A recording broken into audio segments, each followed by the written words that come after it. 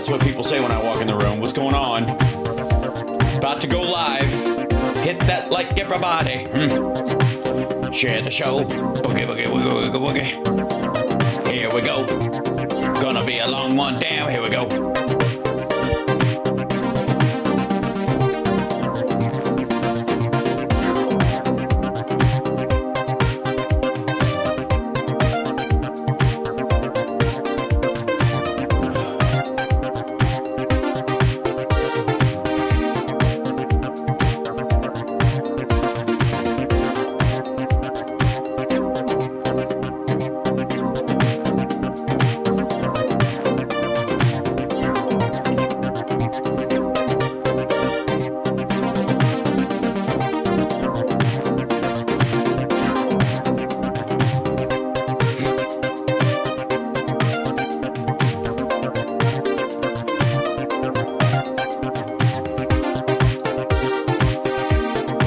Let's just get started.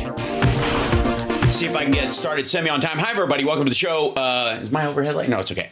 Welcome to the show. How are you? It's Hal Sparks, Mega Worldwide. I did not indeed get a nap. I thought I fell asleep for a little bit, and then I was awake when my alarm went off. And so, yeah. So if I start... if I start babbling or wandering off into the distance or something like that, just to pretend it's a Trump impersonation. We are going to focus largely tonight on, well, first of all, I'm going to say hi to the chat room. That's what I'm going to do right out of the gate. Hi, chat room. Love you guys. Hello. What's going on? Where are you? What are you doing? What'd you just eat? What beverage do you have? Something. Throw me something in the chat room. Let me know you're there. If you're in the chat room and I don't know, you're on one of the, you're like watching the show, but you're on another site. Go to the YouTube channel, infotainmentwars.com, and say, hello?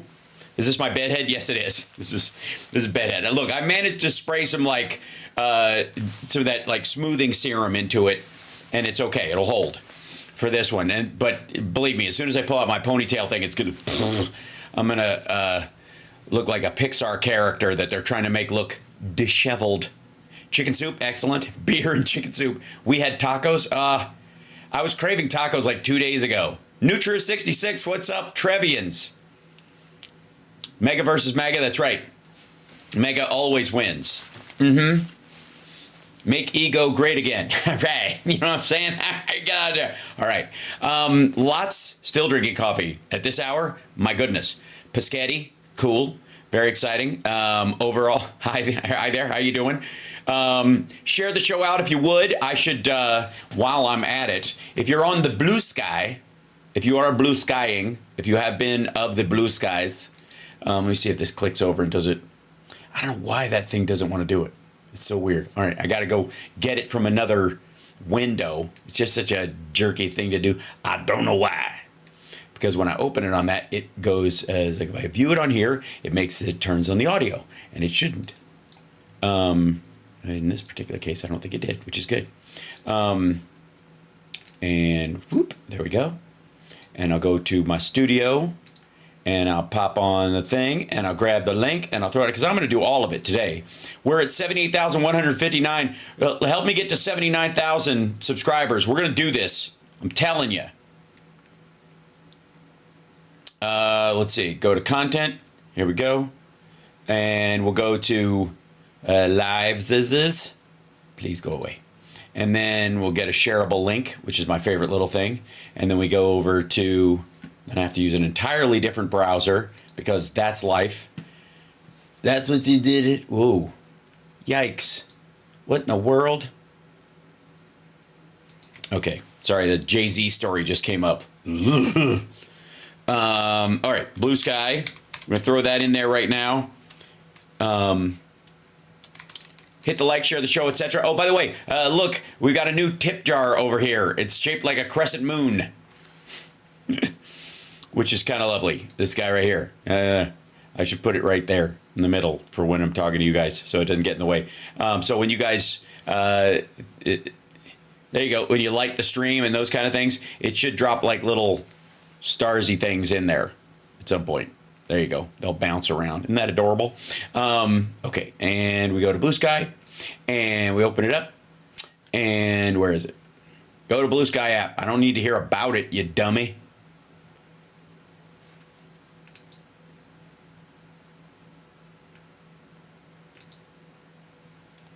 Going to there. Got a link to it, you stupid. I don't want news about it. What is wrong with you? Okay. Let's just go to Sky. And then go to Blue Sky app. There it is. And then Blue Sky favorites bar. That'll work.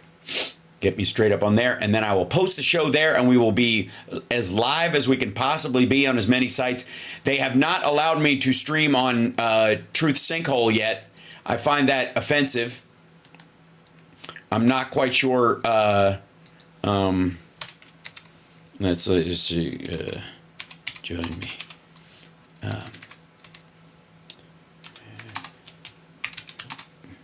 I was very happy with today's title. And I think it's inspired slightly by the fact that when Todd Kearns sang "All American Man" on the because he's Canadian during the Kiss Cancer Goodbye thing this weekend, I thought he should have said, instead of a 6 foot hot love all American man, he should have said a 6 foot hot love French Canadian man. It would have worked. Same number of syllables. Wouldn't have screwed up the rhyme scheme. I'm just saying, as an American, I'm giving him permission now. So there we go. Now, let's dive in if we can. Jay-Z is canceled now. Yeah, that apparently, I don't know if you guys saw this, but it's the where is it? Boink. It just cycled through here. So much story. I mean, like the amount of friggin' news right now. Yeah, we'll just do it. I mean, do we really need any of this shit in our lives? Like, we don't have enough of this garbage. Yes. Are we? Yes.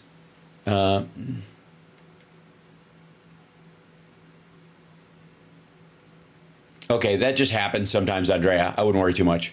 It should be up and running. We're on YouTube, so it should work. Might just be a glitchy thing on their end. Who knows? And thanks to CSL for grabbing... This town needs an enema. For me after our conversation last week. Now, Kristen Welker...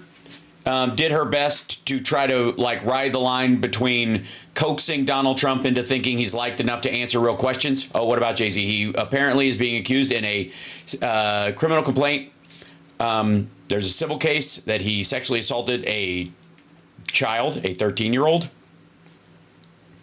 And here, I'll show you. But he urges a criminal complaint, which is, okay, one of the things you do if you really... are trying to, this is the story, if you don't know, why was civil suit filed? Again, it points to that he's going to prove his innocence, or he's going to try to prove his innocence if he wants a criminal complaint filed, so that it's not just civil, so that whatever, it's not just for money, but a wide-ranging case against Combs. Jay-Z is accused of, in a freshly amended lawsuit, of sexually assaulting a teenage girl alongside Combs at a 2000 MTV Video Music Awards after party. The suit, filed in October on behalf of an unnamed Alabama woman, alleges Sean Combs, I'm not going to call him by his fucking dumb nickname. Get out of here. It's like if Theodore Nugent got busted for the shit he did in the 70s and we all still had to call him the Nuge. The fuck out of here. And Rock Nation founder drugged and sexually assaulted or raped her while another unnamed female celebrity watched. That would probably be the part that triggers this whole thing as far as evidence. Vehemently denied the accusations, filing a motion to dismiss the lawsuit, calling legal action a blackmail attempt by lawyer Tony Busby, who filed the suit with the VMA's after party allegations on behalf of Jane Doe. My wife and I will have to set our children down, one of whom is at the age where our friends will surely see this press and ask questions about the nature of these claims and explain the cruelty and greed of people. Statement shared on his rapper wife Beyonce share 3 children, and again, I would argue we've talked about this, and again, innocent until proven guilty, and all that being what it is. I will say this is very different from the Sean Combs stuff, where they just deny it and walk away. And he's saying, "Hey, well, I would rather have this be in a criminal court of law so that we can adjudicate this, and not necessarily just to face the accuser, who was a minor at the time, but the witness." Specifically, I would say. So this is how you actually do it if you're pushing back on it. I don't know if he's guilty or not. That's not kind of the point. That will be adjudicated. But the idea that he's even going there, I think, is a little closer to how you handle it. Yes? If it's fake, if you're denying it and you're pushing back on it, then, please, saying please charge me in a court of law. Now, he may be saying that because he knows there's a statute of limitations issue. But there shouldn't be one for somebody who's underage. I don't think. I mean, I don't know what, because was it L.A.? Was it supposedly in L.A.? If it's in California, I don't think there's a statute of limitations. Yeah, it says the MTV Video Music Awards, but after party. But I don't know if it was in L.A. or in New York or whenever they did it in 2000. I don't care. They stopped playing music years ago, so I give a shit. But in California, I'm fairly certain. There's no statute of limitations on that kind of stuff. It was New York. Okay. Might have been but it might be part of the survivor, law that they had for a little while, but this seems outside the window, isn't it? Middle last year. Maybe that's why they're filing it civilly. Who knows? Point being, we don't know and we can't know. But if you're going to push back on something and say, take me to court, but not civil court, throw me in, try to throw me in jail and I will push back on that's, I think, a better way of doing it. Yeah. I mean, let's say, and I do not listen, full disclosure. I don't like hip hop. I have nothing against it.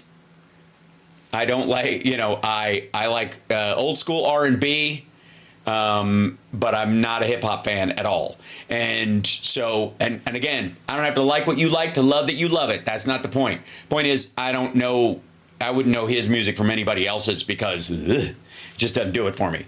That said, in that world, and it was 2000, year 2000, in that world, I'm aware of some of these. And old school rap is fine just because of nostalgia, but I don't care. I just don't. It doesn't do it for me. And again, nothing wrong with it. It shouldn't. You know what I mean? I'm sure if I put bluegrass on my radio in one of those moments where I'm I miss my dad. I want to talk. I just gave my dad a call and talked to him, so I play some bluegrass for a little while to just kind of memories. I'm sure most people will be Lee. This was cute at first, but by the third song, this is very depressing. Whatever, it doesn't matter. But any of these situations, if you're going to push back on these things, in theory, I don't, as not a fan and kind of removed from this entire thing, if that's what you're up against, that's what you're up against. I would say feel free to, if you're going to defend yourself, that would be the way to do it. Is there a backdoor where he's protecting himself? Maybe. Is the New York law out of it, and that's why it's a civil suit? Maybe. And he knows it, right? Excuse me. I'm fine. One more. There we go. All right, now I'm fine. So let's get down to brass ass. First of all, before we jump in on Trump and Kristen Welker and the embarrassing nature of that whole thing, can we do one thing real quick? We talked a little bit about Syria this morning with Cliff Schechter. That piece of the show will be up as its own video later on in the tabs and stuff, because it's a good conversation and a necessary one, I would say. Biden came out and gave remarks on it specifically. So we're going to take a look at what he says about our actual president, who's still president. Here he comes. I love how it's like he's alone in the White House. Good afternoon. What happened in the Middle East? After 13 years of civil war in Syria, more than half a century of brutal authoritarian rule by Bashar Assad and his father before him, rebel forces have forced Assad to resign his office to flee the country. We're not sure where he is, but there's word that he's in Moscow. At long last, the Assad regime has fallen. This regime brutalized and tortured and killed literally hundreds of thousands of innocent Syrians. The fall of the regime is a fundamental act of justice. It's a moment of historic opportunity for the long-suffering people of Syria to build a better future for their proud country. It's also a moment of risk and uncertainty. As we all turn to the question of what comes next, the United States will work with our partners and the stakeholders in Syria to help them seize an opportunity to manage the risks. You know, for years, the main backers of Assad have been Iran, Hezbollah, and Russia. But over the last week, their support collapsed, all three of them, because all three of them are far weaker today than they were when I took office. And let's remember why. After Hamas attacked Israel on October the 7th, 2023, when much of the world responded with horror, Iran and its proxies chose to launch a multi-front war against Israel. That was a historic mistake on Iran's part. Today, Iran's main territorial proxy, Hezbollah, is also on its back. Only 12 days ago, I spoke from the Rose Garden about the ceasefire deal in Lebanon, a deal that was only possible because Hezbollah has been badly degraded.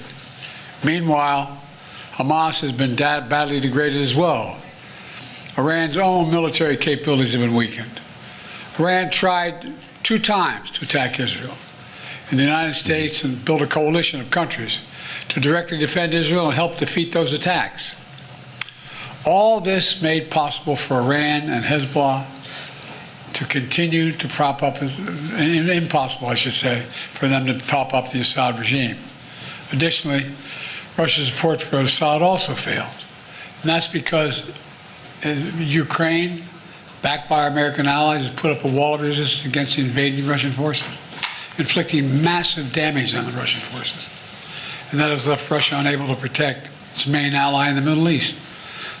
Excuse my cold. The upshot for all this is, for the first time ever, neither Russia nor Iran nor Hezbollah could defend this abhorrent regime in Syria.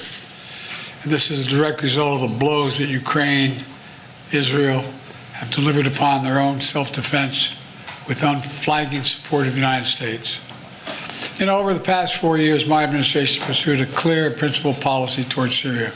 First, we made clear from the start sanctions on Assad would remain in place unless he engaged seriously in a political process to end the civil war, as outlined by the UN Security Council resolution passed in 2015. But Assad refused, so we carried out a comprehensive sanction program against him and all those responsible for atrocities against the Syrian people.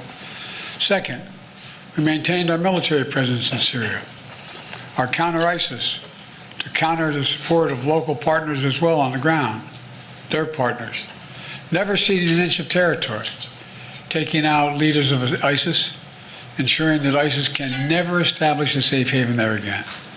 Third, we've supported Israel's freedom of action against Iranian networks in Syria and against actors aligned with Iran who transported lethal aid to Lebanon. And when necessary, ordered the use of military force against Iranian networks to protect U.S. forces. Our approach has shifted the balance of power in the Middle East. Through this combination of support for our partners, sanctions, and diplomacy, and targeted military force when necessary, we now see new opportunities opening up for the people of Syria and for the entire region. Looking ahead, the United States will do the following. First, we'll support Syria's neighbors, including Jordan, Lebanon, Iraq, and Israel, should any threat arise from Syria during this period of transition. I will speak with leaders of the region in the coming days. I had long discussions with all of our people earlier this morning. And I'll send senior officials from my administration to the region as well. Second, we will help stability ensure. By the way, I'm under the theory that every time he touches his nose, we launch a strike. And a lot of people are like, he sounds out of breath. He sounds really weak or whatever. Okay, first of all, the microphone that he's using in this particular case is very pinchy and thin. And I don't know if it's, I think it's PBS or AP's feed of their microphone, so it's not. It doesn't have any depth to it. It's just kind of there's a lot of room noise. I don't know why they do this shit, but that's the way it is. And he's got a cold. He's fine. Stability in eastern Syria, protecting any personnel, our personnel, against any threats, and will remain our mission against ISIS will be maintained, including the security of detention facilities where ISIS fighters are being held as prisoners. We're clear-eyed about the fact that ISIS will try to take advantage of any vacuum. Yeah, by the way, they just bombed, the United States just bombed a bunch of sites in Syria where the ISIS fighters were either held up or even they had run their own prison system. To reestablish its capabilities and to create a safe haven. We will not let that happen. In fact, just today, U.S. forces conducted a dozen of precision strikes, airstrikes, within Syria, targeting ISIS camps and ISIS operatives. Sorry, I didn't mean to bury the lead there, boss. Third, we will engage with all Syrian groups, including within the process led by the United Nations, to establish a transition away from the Assad regime toward independent, sovereign, I want to say it again, sovereign Syria, with a new constitution, a new government that serves all Syrians. And this process will be determined by the Syrian people themselves. And the United States will do whatever we can to support them, including through humanitarian relief to help restore Syria after more than a decade of war and generations of brutality by the Assad family. And finally, we will remain vigilant. Make no mistake, some of the rebel groups that took down Assad have their own grim record of terrorism and human rights abuses. We've taken note of statements by the leaders of these rebel groups in recent days, and they're saying the right things now. But as they take on greater responsibility, we will assess not just their words, but their actions. And we are mindful that there are Americans in Syria, including those who reside there, as well as Austin Tice, who was taken captive more than 12 years ago. We remain committed to returning him to his family. As I've said, this is a moment of considerable risk and uncertainty. But I also believe this is the best opportunity in generations for Syrians to forge their own future, free of opposition. It's also an opportunity through far from certain, for a more secure and prosperous Middle East, where our friends are safe, where enemies are contained. And it would be a waste of this historic opportunity if one tyrant were toppled and only to see a new one rise up in its place. So it's now incumbent upon all the opposition groups to seek a role in governing Syria, to demonstrate their commitment to the rights of all Syrians, the rule of law, and the protection of religious and ethnic minorities. These past few days have been historic. And it's in the days ahead that will determine the future of this country. And we intend to approach them with strength, wisdom, and resolve. So thank you very much. God bless America, and God protect our troops. Thank you. What should happen to Assad now, Mr. President? Mr. President, what does the U.S. know Who cares? He's in about Russia. Middle East? Bye. What does the U.S. know about where Austin Tice might be and if he's safe? We believe he's alive. We think we can get him back, but we have no direct evidence of that yet. And Assad should be held accountable. Have you directed an operation to go get him, Mr. President? Is Assad your husband? Get who? Austin Tice. We have to. We just said it. Him out. Yes, sir. We have to identify where he is. Thank you. Thanks, sir. I love how they we just talked about, I just answered you. Decent, straightforward, normal governance. Just a president with with remarks. It's so funny when it's, we'll compare this, by the way, to Trump. Now, let me show you something. Okay, so this is the guy's, this is the guy he's talking about. Why the hell does it do that? Get back up here, you crazy thing. This guy right here is, they keep calling him Jelani, and I keep wanting to call him, "Hey, would you blow me?" And it's really annoying because he's actually. I went and did some research when I couldn't sleep on who the dude is. And the curious thing is that he is now using his name Ahmed al-Shara, which is from the point of view of like whether or not he's going to be a moderate or whatever is a good sign, right? Because his initial, the name he was using, Abu Muhammad al-Jalani, was like his almost like his warfighter name, and his real name is Ahmed al-Shara, and he has, in all of his official communications, in an attempt to show the rest of the world that he is a moderating influence, and he's moved away from, his sort of jihadist background. He is using that name instead of this Abu Muhammad hey, would you blow me name that he took on as a member of ISIS, and then Al-Qaeda. So for the background on this dude, born in 82, Saudi Arabia, where his father was an oil engineer until 1989. Al-Baghdadi picked him to head al-Nusra in Syria, this kind of like underground version of the Islamic State in Syria. It's a war name, right? And in April 2013, al-Nusra became an Al-Qaeda Syrian affiliate. So he split with Islamic State because they were too extreme and they were too violent, and went to Al-Qaeda. The irony that Al-Qaeda is now the moderating voice in the region. It's kind of like the PLO and versus Hamas, right? Okay. Back in the late 70s, early 80s, it was like America and England were flush with PLO jokes, right? All terrorism, hijackings, all that shit, right? And then they became like the grown-ups in the room later. Okay.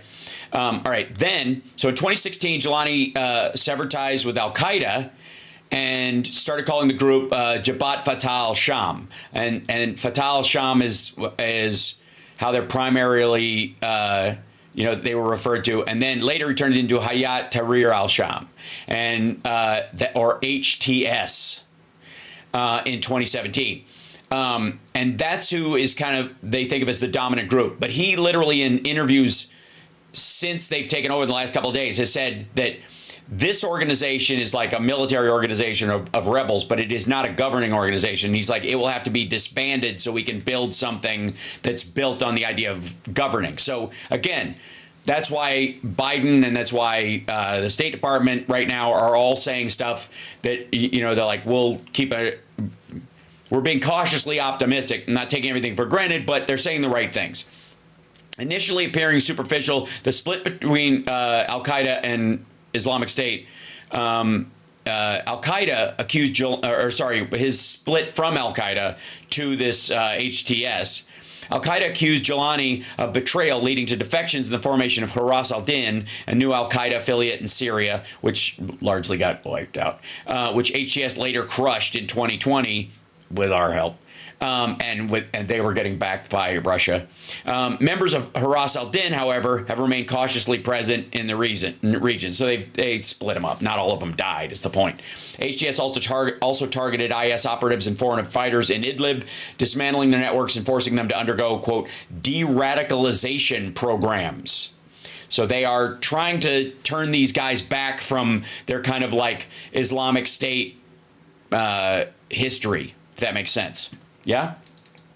So, where the heck will you doing? Open this up. There you go.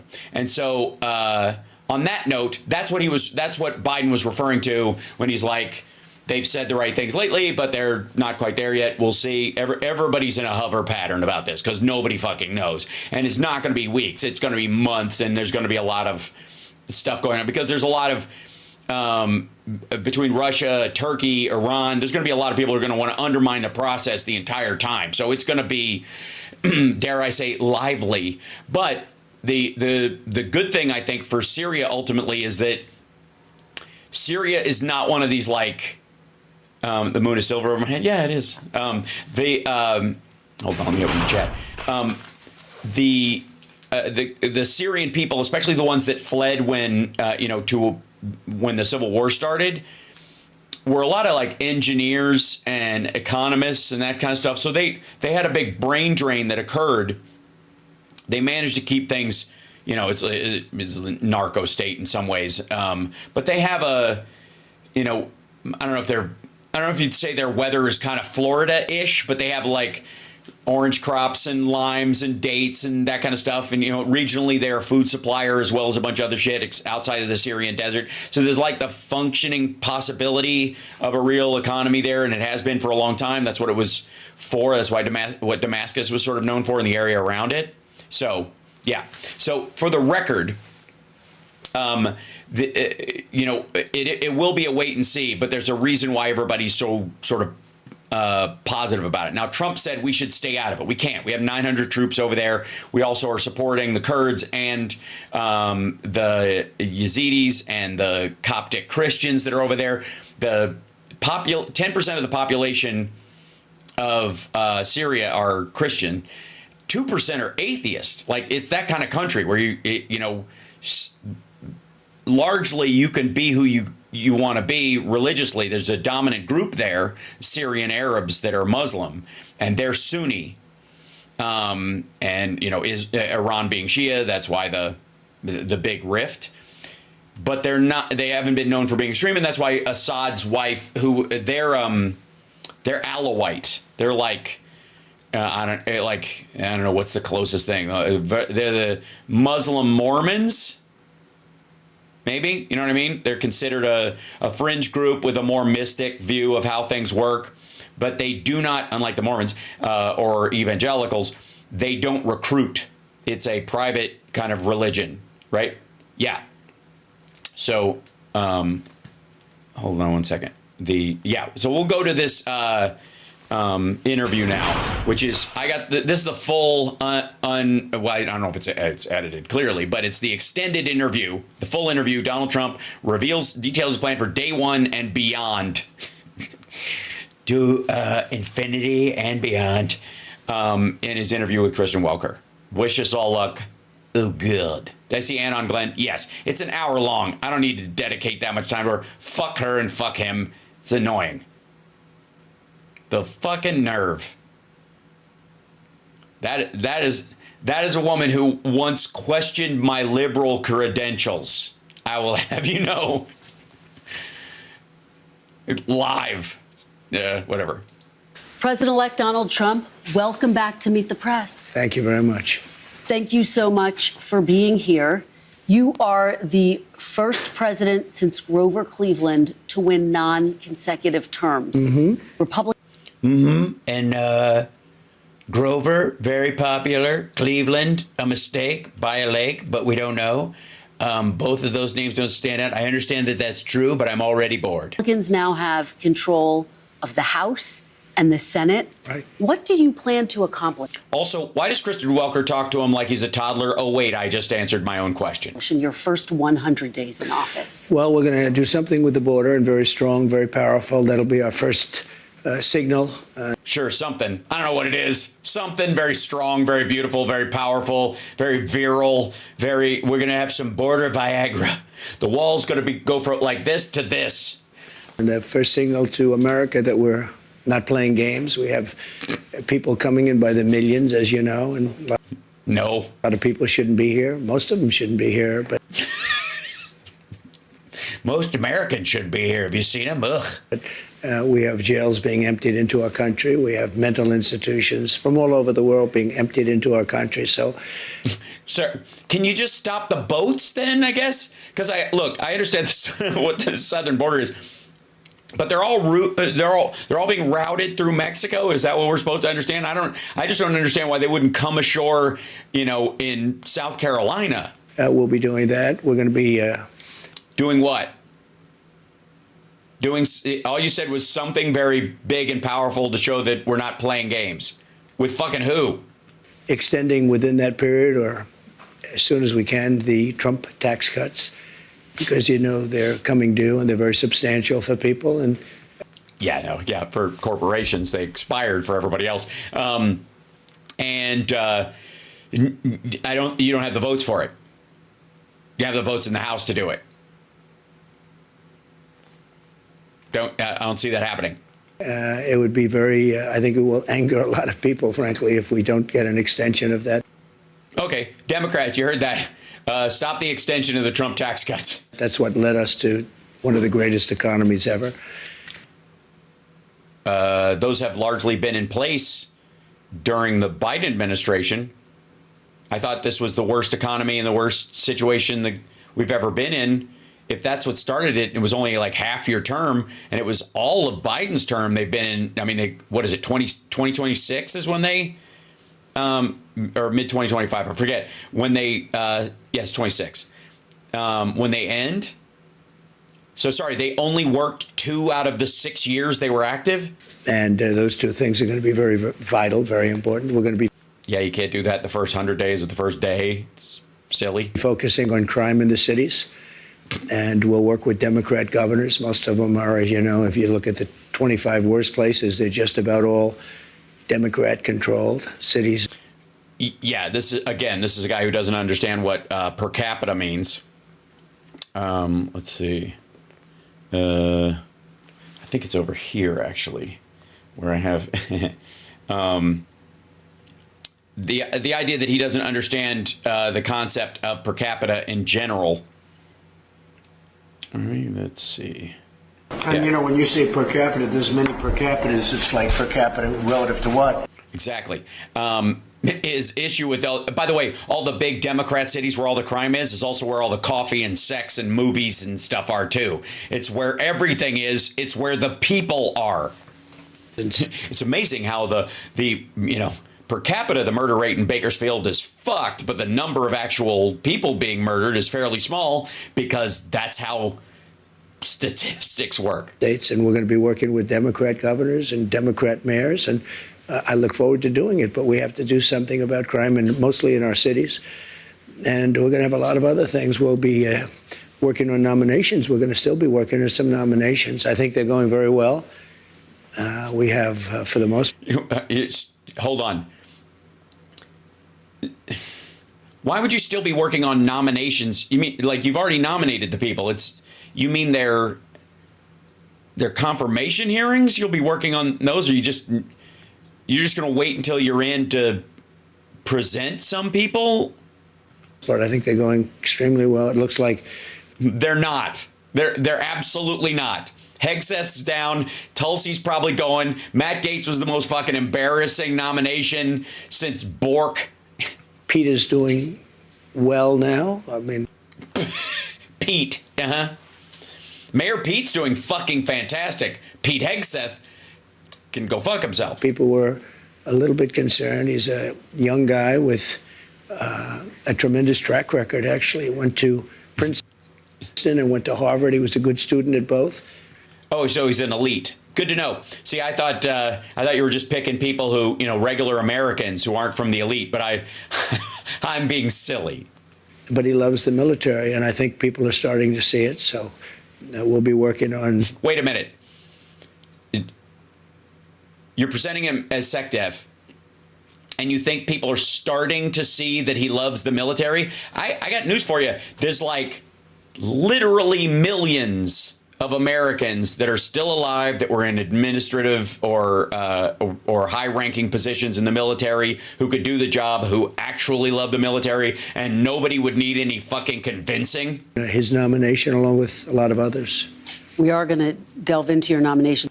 Oh, boy. But since you bring him up, do you still have confidence in Pete Hegseth? Yes, I do. I really do. He's a very smart guy. I've known him through Fox, but I've known him for a long time. I've known him through Fox. I watch him on TV. I watch him on the TV. I like when the TV is on. I see him on the TV with the pretty lady. Why won't they put him on regular Fox and Friends? Why do they always leave him on the weekend? He's special. And he's basically a military guy. I mean, All right, well, I don't need to be sold. He's basically a military guy. Well, just check the box and send him right through. Hey, Senate, consider him confirmed. He's basically a military guy.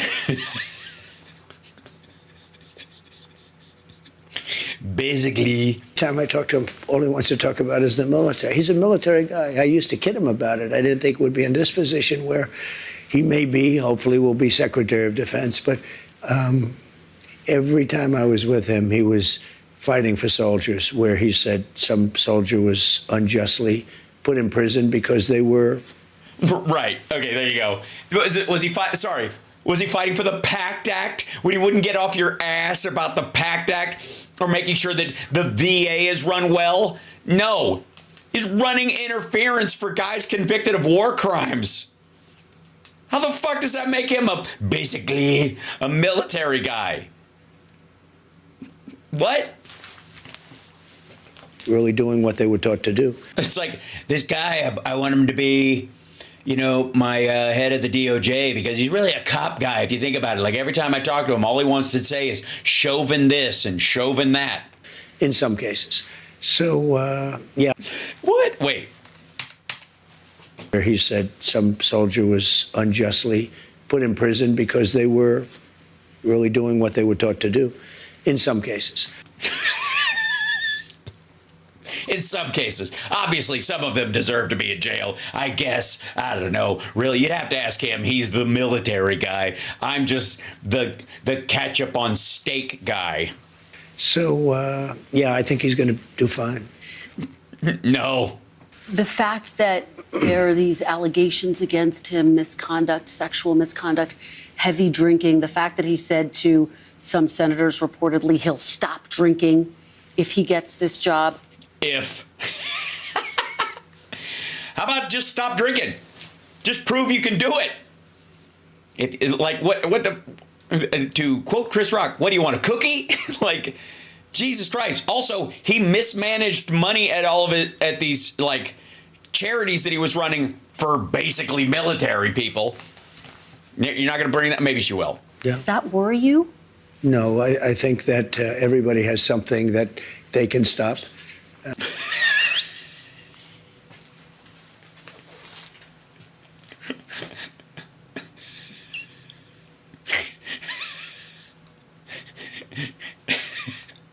Sure. Yeah, why not? I mean, it's so dumb, it's almost poetry.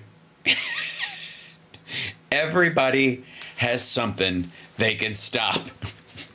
Because everybody poops sometime. Some people can stop eating. No, they can't. Just for the record, anyone watching this show, people, don't stop eating. You'll die. What? Huh? I'm lucky I'm not a drinker, but I could stop eating. No, you can't stop eating, shithead. What are you gonna do? I could get, they could put one of those bags next to me and just send the nutrients into one arm and then hook up one of those bags to my butthole. What? No, you can't stop eating, stupid. Overeating, it kind of matters. Like, you can't just take some... Fuck me. Why is this not the headline from this thing? Trump announces he could stop eating if he wanted to. And we all want to stop doing something. And if he said... I disagree. Just the opposite. Want to be starting something, got to be starting something, how to get over, yeah, get up, get under, yeah. I want to get, I want to get starting something. Don't we? I mean, really, if you think about it, we do. We all need, just to a little. That, I mean, it's a nice thing to say. That's a good thing to say. Is it? But he's very respected. I can tell you, I know a lot of the people at Fox, they think he's fantastic. And the people that work with him. Yeah, especially the lady he married that he fucked at work when he was still married to his second wife that was pregnant with his kid when he fucked the lady at the thing that he got in trouble for. Like, those people at Fox, yeah, they adore him. They think he's a righteous dude. Really? They love him. So I think you're going to have somebody that... Yeah. Guess what, fuckwad? He's not in charge of anything there. As much as like they could just avoid him. Their health care doesn't pivot on what kind of day Pete Hegseth is having or whether they fucking put out. It's anymore. Really terrific. And again, all he talked about with me, I said, you're not really a television guy, even though he did very well, as you know. You're really a military guy. He said, what? I'm all about the military. And I told him, so he's making a lot. You're not really what were you gonna initially make him Secretary of TV? I was gonna originally make Pete Hegseth Secretary of Remote. As you know, I'm gonna put Kellyanne Conway. She will be the my senior advisor on Diet Coke button. But I wanted to put Pete Hegseth Secretary of Flat Screen. And he was like, nope, I want a bigger job. And I was like, what job is bigger than being director of TiVo? Jesus. A lot of money at Fox. They're doing very well. And I said, if for some reason... He's on the weekend. It's cable. He's not doing very well. If he was doing very well, he wouldn't have to embezzle money from veterans charities. You don't get this thing, you're not going to be able to go back. And all that money you're making, you can kiss it goodbye. He said, this is all about America. He didn't say, well, let me think about it. What are you talking about? If he doesn't get confirmed, they're not going to take him back at Fox? That's why you were... So is that why you're following through with this right now? What the? Discuss it. That's a very big, risky thing he's doing. When he goes and he says, I'm going to give up, millions of dollars. Oh, yeah. In order to possibly become the Secretary of Defense. A lot of people would say it's a great position. It's probably almost no greater position, but a lot of people would say, there's no greater position? You're president-elect, dummy. There's greater positions. That's what he's positioning himself for, stupid. You dizzy fuck. Think about it. He said, I don't have to think about it. Yeah, think about all, showing up at Fox early on Saturday mornings at 4 o'clock in the morning. Fuck that. When I can get a fucking defense contractor job when this is over, cha-ching. I feel like this is a good time for... Show me the money! Right? All right, we're going to delve into your cabinet picks a little bit later, but I want to delve into one of your signature promises on the campaign trail, which was to end inflation, to lower prices. You are now proposing tariffs against the United States' three biggest trading partners. Economists of all stripes say that ultimately consumers pay the price of tariffs. I don't believe Can it. you guarantee American families won't pay more? I can't guarantee anything. I can't guarantee tomorrow, but I... Well, look, he's got to say at least one true thing. I can say that if you look at just pre-COVID, we had the greatest economy in the history. No, we didn't. Of our country. No, we did not. And I had a lot of tariffs on a lot of different... No, you didn't, dummy. They were targeted small ones, you asshole. You had to bail out the fucking farmers because you were choking them to death. Shit, that would have been the biggest story of 2020 if you hadn't shit the bed on COVID. Good Lord. Countries, but in particular China, we took in hundreds of billions of dollars, and we had no... No, we didn't. No inflation. In fact... We had deflation because the economy collapsed because you shit the bed on COVID. When I handed it over, they didn't have inflation for a year and a half. They went almost 2 years. Just based on... What? The inflation spike happened midway through 2021.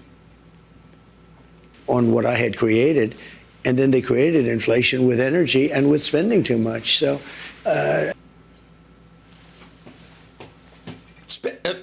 What?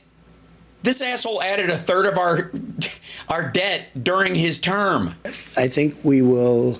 I'm a big believer in tariffs. I think tariffs are the most beautiful word. I think they're beautiful. It's going to make us rich. I do. I agree. I think tariffs are the most beautiful word. You know what? Fuck plural. We're subsidizing Canada to the tune of over $100 billion a year. We are not subsidizing Canada. We're subsidizing Mexico for. We're not subsidizing Mexico. You made the USMCA, you absolute asshole. Oh, by the way, this isn't really about him right now. Why the fuck is Kristen? Well, maybe she will. I'll give her a second because I haven't seen this. But if she doesn't go, didn't you do the USMCA and say it was the greatest trade deal and you got rid of NAFTA and replaced it with your amazing deal? And then how come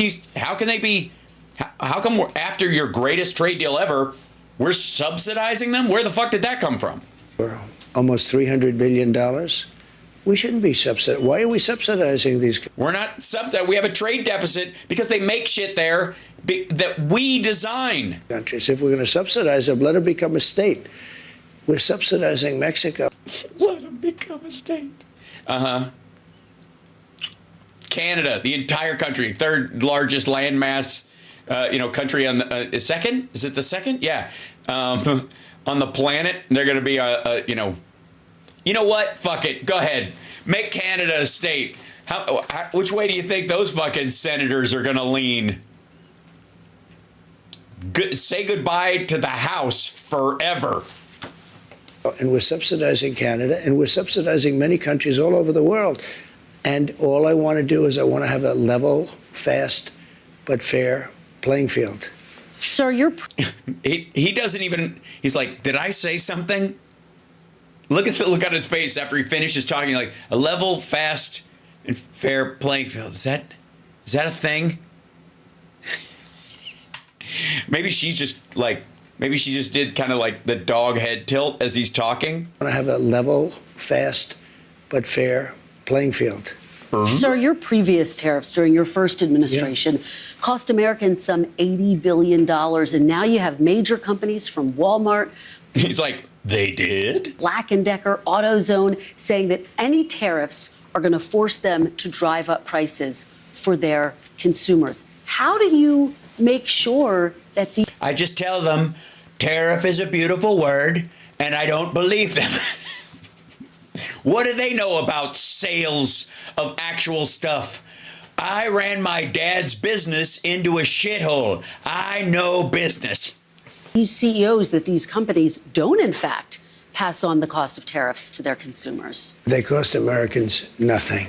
They made a great economy for us. They also solve another problem. If we were going to have problems having to do with wars and having to do with other things. Yeah, just wars and other things. Yeah, the tariffs. He basically stopped. He said this a couple of times during his rallies. He stopped wars with these tariffs. If you attack those people, I won't let us buy your widgets unless, of course, they're part of the Ivanka collection. And then in which case, just lift the fucking tent side and just sneak in. There you go. Tariffs. I have stopped wars with tariffs.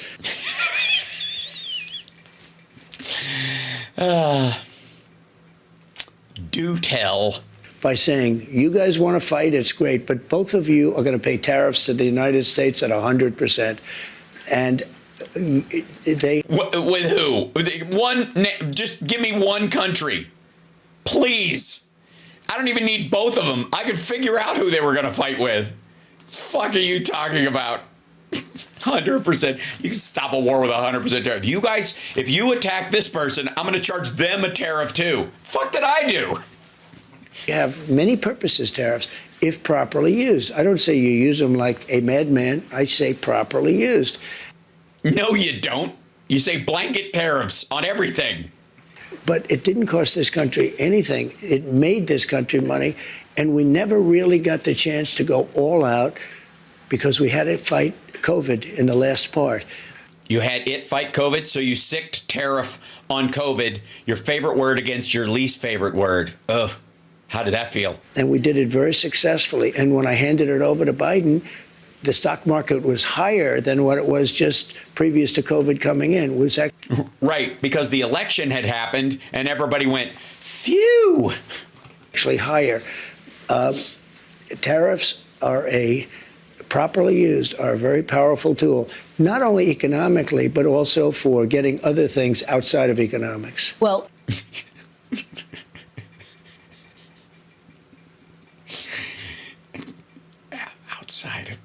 side of economics.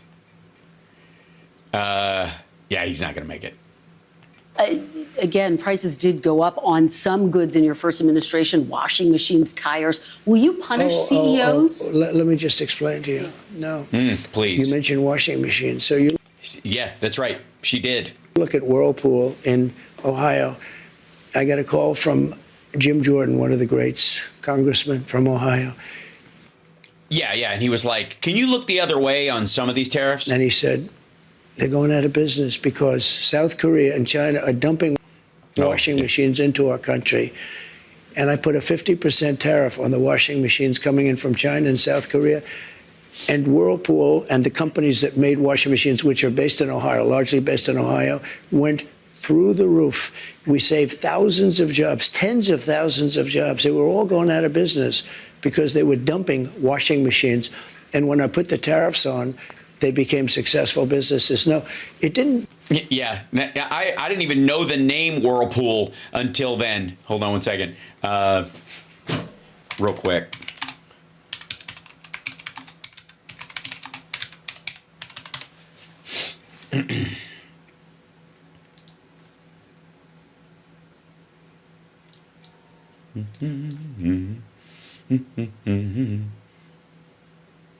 Let's see. Yeah, here you go. This is what he's talking about. Turns out there's a handy little case study on tariffs from Trump's first term in office in 2017. Appliance giant Whirlpool asked for help curbing imports of washing machines by its Korean rivals LG and Samsung. Early 2018, Trump imposed tariffs ranging from 20% to 50% on most imported washing machines. Whirlpool's chairman at the time called it a victory for American workers and consumers alike. Trump imposed many other tariffs, but they mostly affected industrial products, parts, and stuff that parts are made of. And then, let's see, the tariffs were supposed to lapse in 2021, but shortly before leaving office, Trump extended them for 2 more years. They finally expired in January 2023. So there's before, during, and after period that allows the analysis of the price. During the time the tariffs were in effect, February 2018 to 2023, the cost of laundry equipment rose by 34%. According to the Bureau of Labor Statistics, overall inflation was just 21% during the same time frame. That's right. February 2018 to 2023.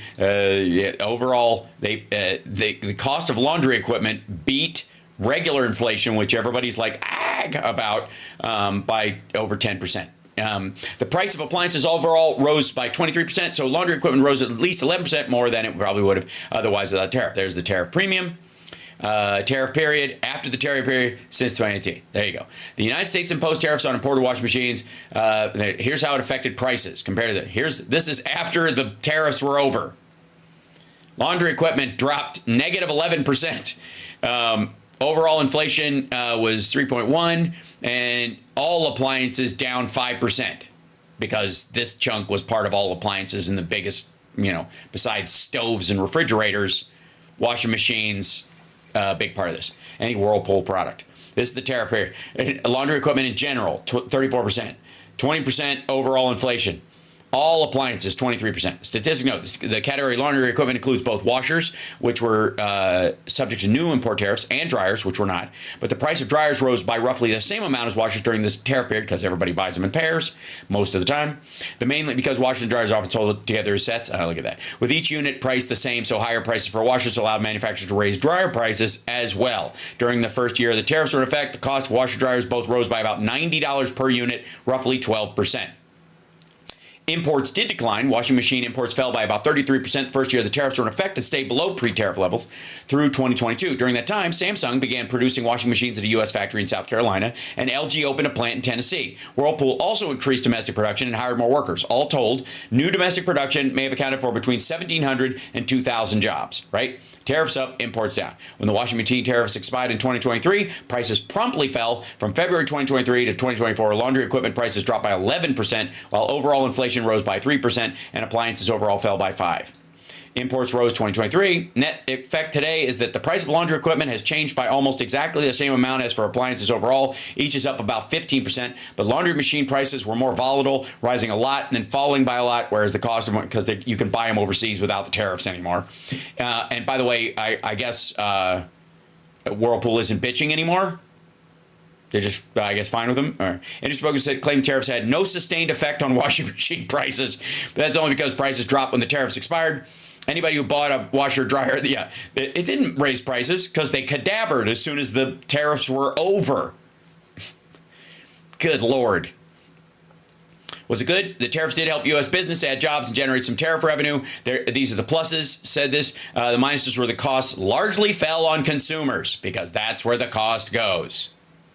And again, it's the parts, not the actual stuff. If they're doing, that's why it goes to washing machines instead of steel or copper or any shit like that. Because when you tariffs on the base parts that things are made out of, that has a much bigger impact than just a finished product. Not only didn't it cost people, it made our country stronger and more powerful, and it kept jobs. But how do you... So, like, again, 1,200 to 2,000 jobs, and yet it affected everybody who bought a washer and dryer during that time. And who knows if they're going to stay that way or they're going to move those factories to Mexico because of USMCA. How do you make sure that consumers don't wind up paying more? Will you punish CEOs who try to pass the cost of tariffs on to their customers? Well, the market's going to take care of it. I mean, actually, the market takes care Yeah, some people need to be priced out of shopping at Walmart. of it. And if it doesn't, we adjust it somewhat. But Oh, so you'll walk it back. If they pass the cost, fuck me. If they pass the cost on to the consumer, you'll lower the tariff. So why does the other person that you're negotiating with give a fuck? in the case of Whirlpool, or let's say companies that made washing machines, they were all being put out of business by the dumping from, in particular. No, they weren't. And again, you could have put a minor tariff on there that was sustainable at 15%, moderated the cost, and they could have mitigated against the imports and competed on a relatively level playing field. What they wanted was them to push them entirely out of the market. South Korea. That's what the 20 to 50% business was. China. And when I put the tariffs on, very substantial tariffs, although peanuts compared to what people do to us, what countries do to us. Because you're talking about little countries that we overproduce. Again, Wisconsin by itself could produce all the dairy in Canada alone. South Carolina could probably do the same thing for France. Jesus Christ. It became a very, very powerful, successful company. Now, let's say I didn't do the tariffs. It would have gone out of business. You would have lost tens of thousands of jobs, and you don't include that in your equation. No, they make a lot of money. I'll go a step further. Tariff. Also, no. Also, this was about, hold on. This was about the prices and dumping on it. They were having to compete with it. Hold on one second. There's nothing in here that, let's see, WHR asked for help curbing imports. So this was the thing. Trump slapped steep tariffs on foreign washing machines and solar products. This is from back then. This is that that period. And solar products. There we go. Twin announcements came a year after a tough rhetoric with little action on curbing imports from cheap products like countries like China and South Korea. Added the additional trade measures related to steel, aluminum, other products from China could be coming. So he didn't do the base materials till later, which is the really impactful stuff. Just finished products. When we make a finished product and they make a finished product, that's like American brie versus French brie versus Canadian brie, right? It's cheese made that there's a process to it instead of just big giant bricks of barely aged cheddar, government cheese, as it were. There's no competition for that because anybody can make it. In Mexico, they call it bathtub cheese. But it's the refined stuff that becomes a bigger deal because it becomes a pissing contest, especially in the case of France and certainly Montreal or Quebec rather. Yeah.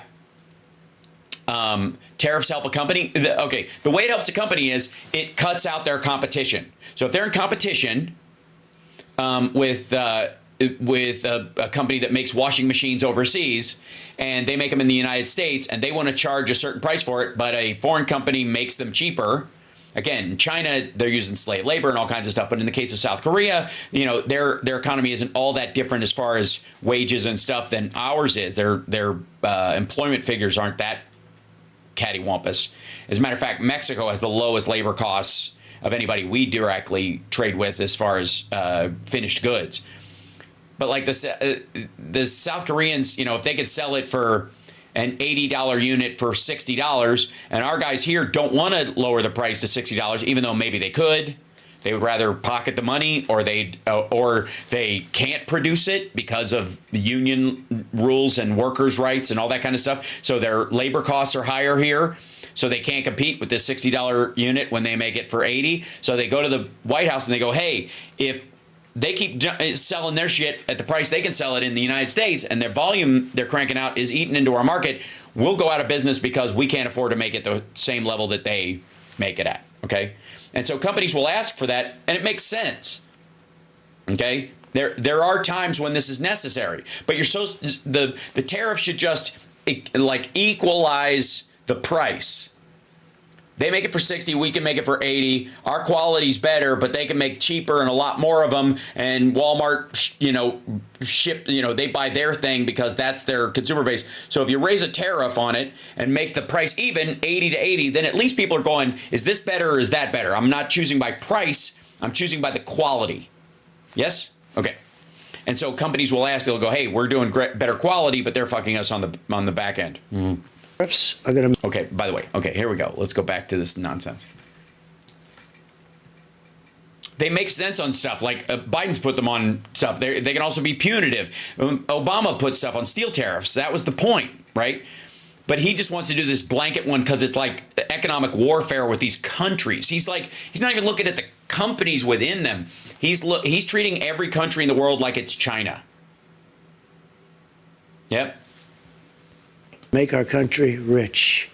Tariffs are going to help us pay off $35 trillion in debt. Nonsense. Tariffs are going to make our country safe because China, as an example, doesn't want to play games with us if we're going to do tariffs on them. They don't want to play games. And we have a lot of games being played on us right now. That's true. Tiddlywinks, jacks, chutes and ladders. Yummy. Well, I think, and that takes me to my next question. Yeah. Are you actually going to impose these tariffs, or are they a negotiating tactic? Well, I'll give you an example. With Canada, and in particular. Also, like, Kristen Welker, I take it back. She's not talking to him like a toddler. She's talking to him like a nurse at an old folks home. Is that what you're going to do before you? Okay, as long as you take your pill, then we can go for a walk, okay? Just make sure you wear your slippers because I don't want you complaining about birds with me later on, okay? Mm-hmm. For Mexico, we have millions of people pouring into our country. You agree with that? No, we do not. I spoke with I spoke with Justin Trudeau. In fact, he flew to Mar-a-Lago within about 15 seconds after the call. And yeah. He was at Mar-a-Lago. We were having dinner talking about it. Yeah. Thank God you finally got to sit Justin Trudeau to sit him down and talk to him about how bad he's failing America on the southern border. Said you have to close up your borders because they're coming in the northern border too a lot. Not like the southern border, but they're coming in the Canadian border a lot. And drugs are pouring in. Almost as importantly, drugs are pouring in. Maybe more importantly, drugs are pouring in at levels never seen before. 10 times what we had. They're just pouring in. No, they are not. We can't have open borders. And I said to the president of Mexico and to Justin Trudeau, if it doesn't stop, I'm going to put tariffs on your country at about 25%. That's a very substantial tariff. And in both cases, but also, all right, Canada's nowhere near the poorest element of the border. Like, not even fucking close. Not with drugs, not with immigration, fucking nothing. So why do they get hit with the same thing Mexico gets hit with if it's strategic or some shit? It's so weird. In the case where it was really visible, within 10 minutes after that phone call, we noticed that the people coming across the border, the southern border, having to do with Mexico, they were at a trickle. Just a trickle. It was a big trickle or just kind of like little spurts? You having trouble with your stream? In fact, I call the border. See, unlike my opponent, I do call the border a lot. And I said, how's the border looking today? They said, there's nobody here. They couldn't believe it. Biden's still president. The military stopped. So you're saying Biden has handed you the lowest border crossing numbers ever? See, we can do the same thing with your fucking COVID economic numbers. If the stock market was higher than it was before COVID, then the border crossings were lower than they were during your presidency. These vast groups of people, we call them caravans, but they had caravans of people, and they largely stopped them. Now, they're going to have to continue that, but if they don't continue, and the other thing I told them is no more drugs, and I told that to China, too. I had to deal with President Xi. Had the election been different, I'm going to be very nice because we don't have to get into an argument over 2020, but had the election been different, the result been different, we would have had China giving the maximum penalty, which is the penalty of death, to people that sent fentanyl into this country. But Biden... First of all, well, then why are they going to do it now? Who gives a fuck? Like, you big weirdo? Are you saying that you will... I mean, because what difference does that make? Are you saying that you can make Xi Jinping kill people that send fentanyl to the United States? No. Didn't, unfortunately, finish that discussion up. I had an agreement with President Xi, who I got along with very well. We've had communication as recently as this week. And I had communication with him where they were going to give the death penalty to anybody sending drugs into the United States. This week you had that conversation. Not that conversation, but I had other conversations. Okay. But in the past, I've had that conversation. Let me ask you about... It didn't actually happen, but it was going to happen. Another aspect. 2 weeks later. Aspect of the economy, sir, the minimum wage. The federal minimum wage has been $7.25 since 2009. There are 20 states that still have the federal minimum wage at $7.25, and I actually have... Gee, I wonder if those are predominantly red or blue. The map, 19 of these states actually... Curious. That's weird. You don't say. ...voted for you, sir. Mm-hmm. And you can see it right here. I don't know if you remember this, but during the debate in 2020, I asked you if you would raise the minimum wage. You said you would consider it. And so my question for you is, now that you are going back to the White House, for these 19 states that voted for you, are you going to raise the federal minimum wage? It's a very low number. I will agree. It's a very low number. Let me give you the downside, though. Yeah. In California, they raised it up to a very high number. And your restaurants are going out of business all over the place. No, they're not. The population is shrinking. No, it is not. It's had a very negative impact. But there is a level at which you could do. Yeah. Californians moved out rather than pay waiters a living wage. That's just, you know what? You gotta have a standard at some point. That's a red line. Do it, absolutely. Yeah. What is that level? Do you I don't know. I mean, I really don't know. I can say this. You have a lot of businesses that are open and thriving because of the lower minimum wage. If you raise it too much, and you understand this, if California went crazy, they went crazy. And the restaurants are closing all over. Many more people are hurt. So I hear you saying, similarly to sort of what you said in 2020, will you consider it? Is this something you're going to look at? I'd want to speak to the governors. And the other thing that's very complicated about minimum wages is places are so different. Mississippi and Alabama and great places are very different than New York or California. Yeah, these people don't need extra money for dental floss or... California, I mean, in terms of the cost of living and other things. So it would be nice to have just a minimum wage for the whole country, but it wouldn't work. Because we do have a minimum wage for the whole country, dum-dum. It's just been stuck at $7.25. You have places where it's very inexpensive to live, where a minimum wage, which is $8 or $9, might have very little effect because the cost of living in certain places is really low. Right.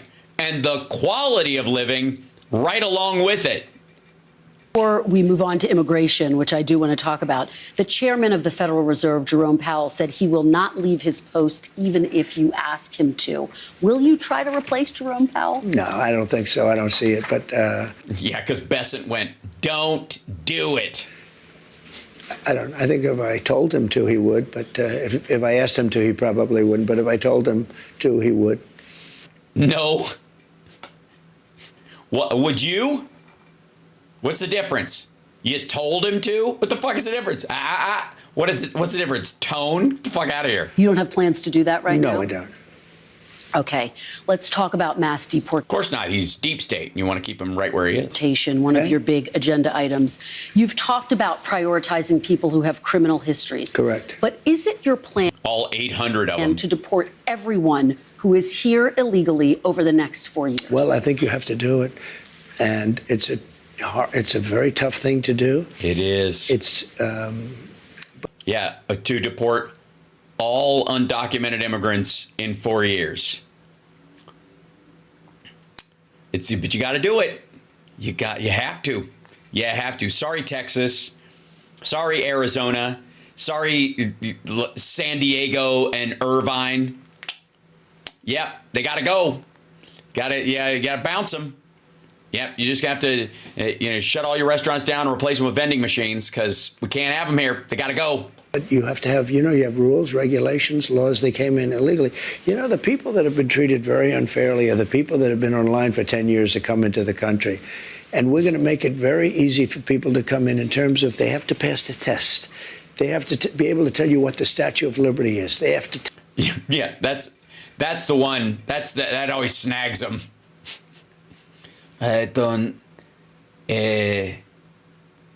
Estatua de Libertad.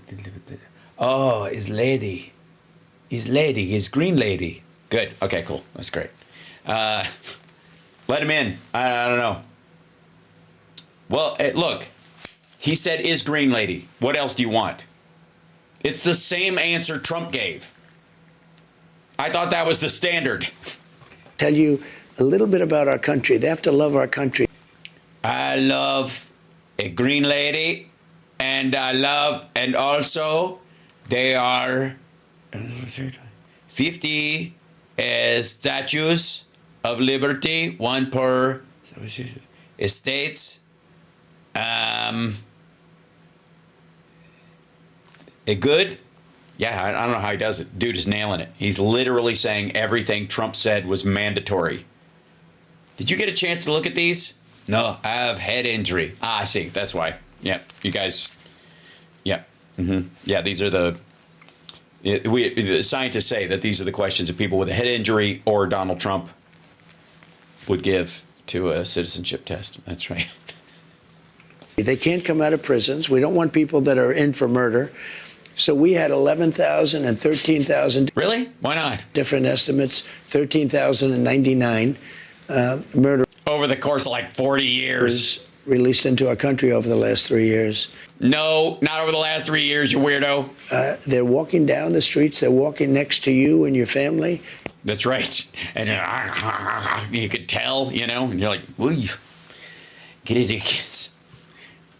Like, if I get murdered by a psychopath, I want it to be a homegrown American psychopath with an AR-15. And they're very dangerous. The 13,000 figure, I think, goes back about 40 years. No, it doesn't. No, Yes, it does. Within the 3-year period. It's during the Biden term. No, that was a fiction that they put that out. No, yours is the fiction, you weirdo. This was done by the Border Patrol.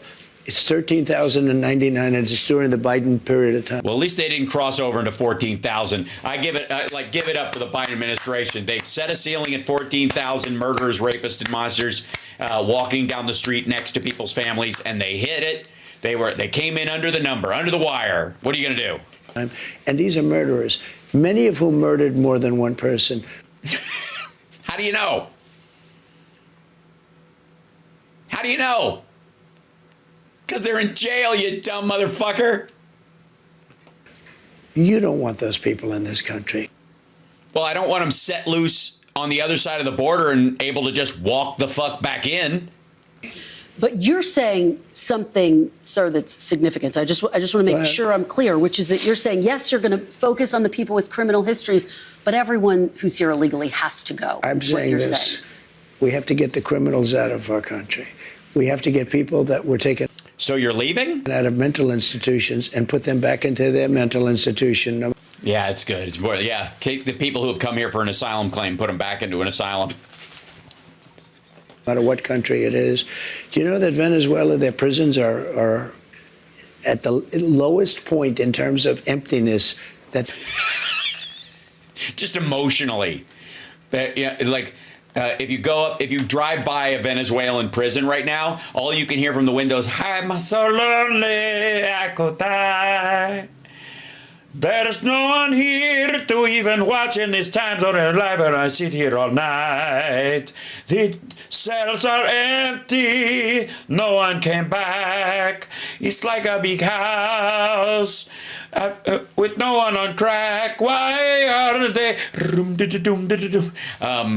No, they're actually at the highest number of people in their jails ever. They really are. They literally are more people in Venezuela. They swept up all their gang members and put them in jail, dum-dum.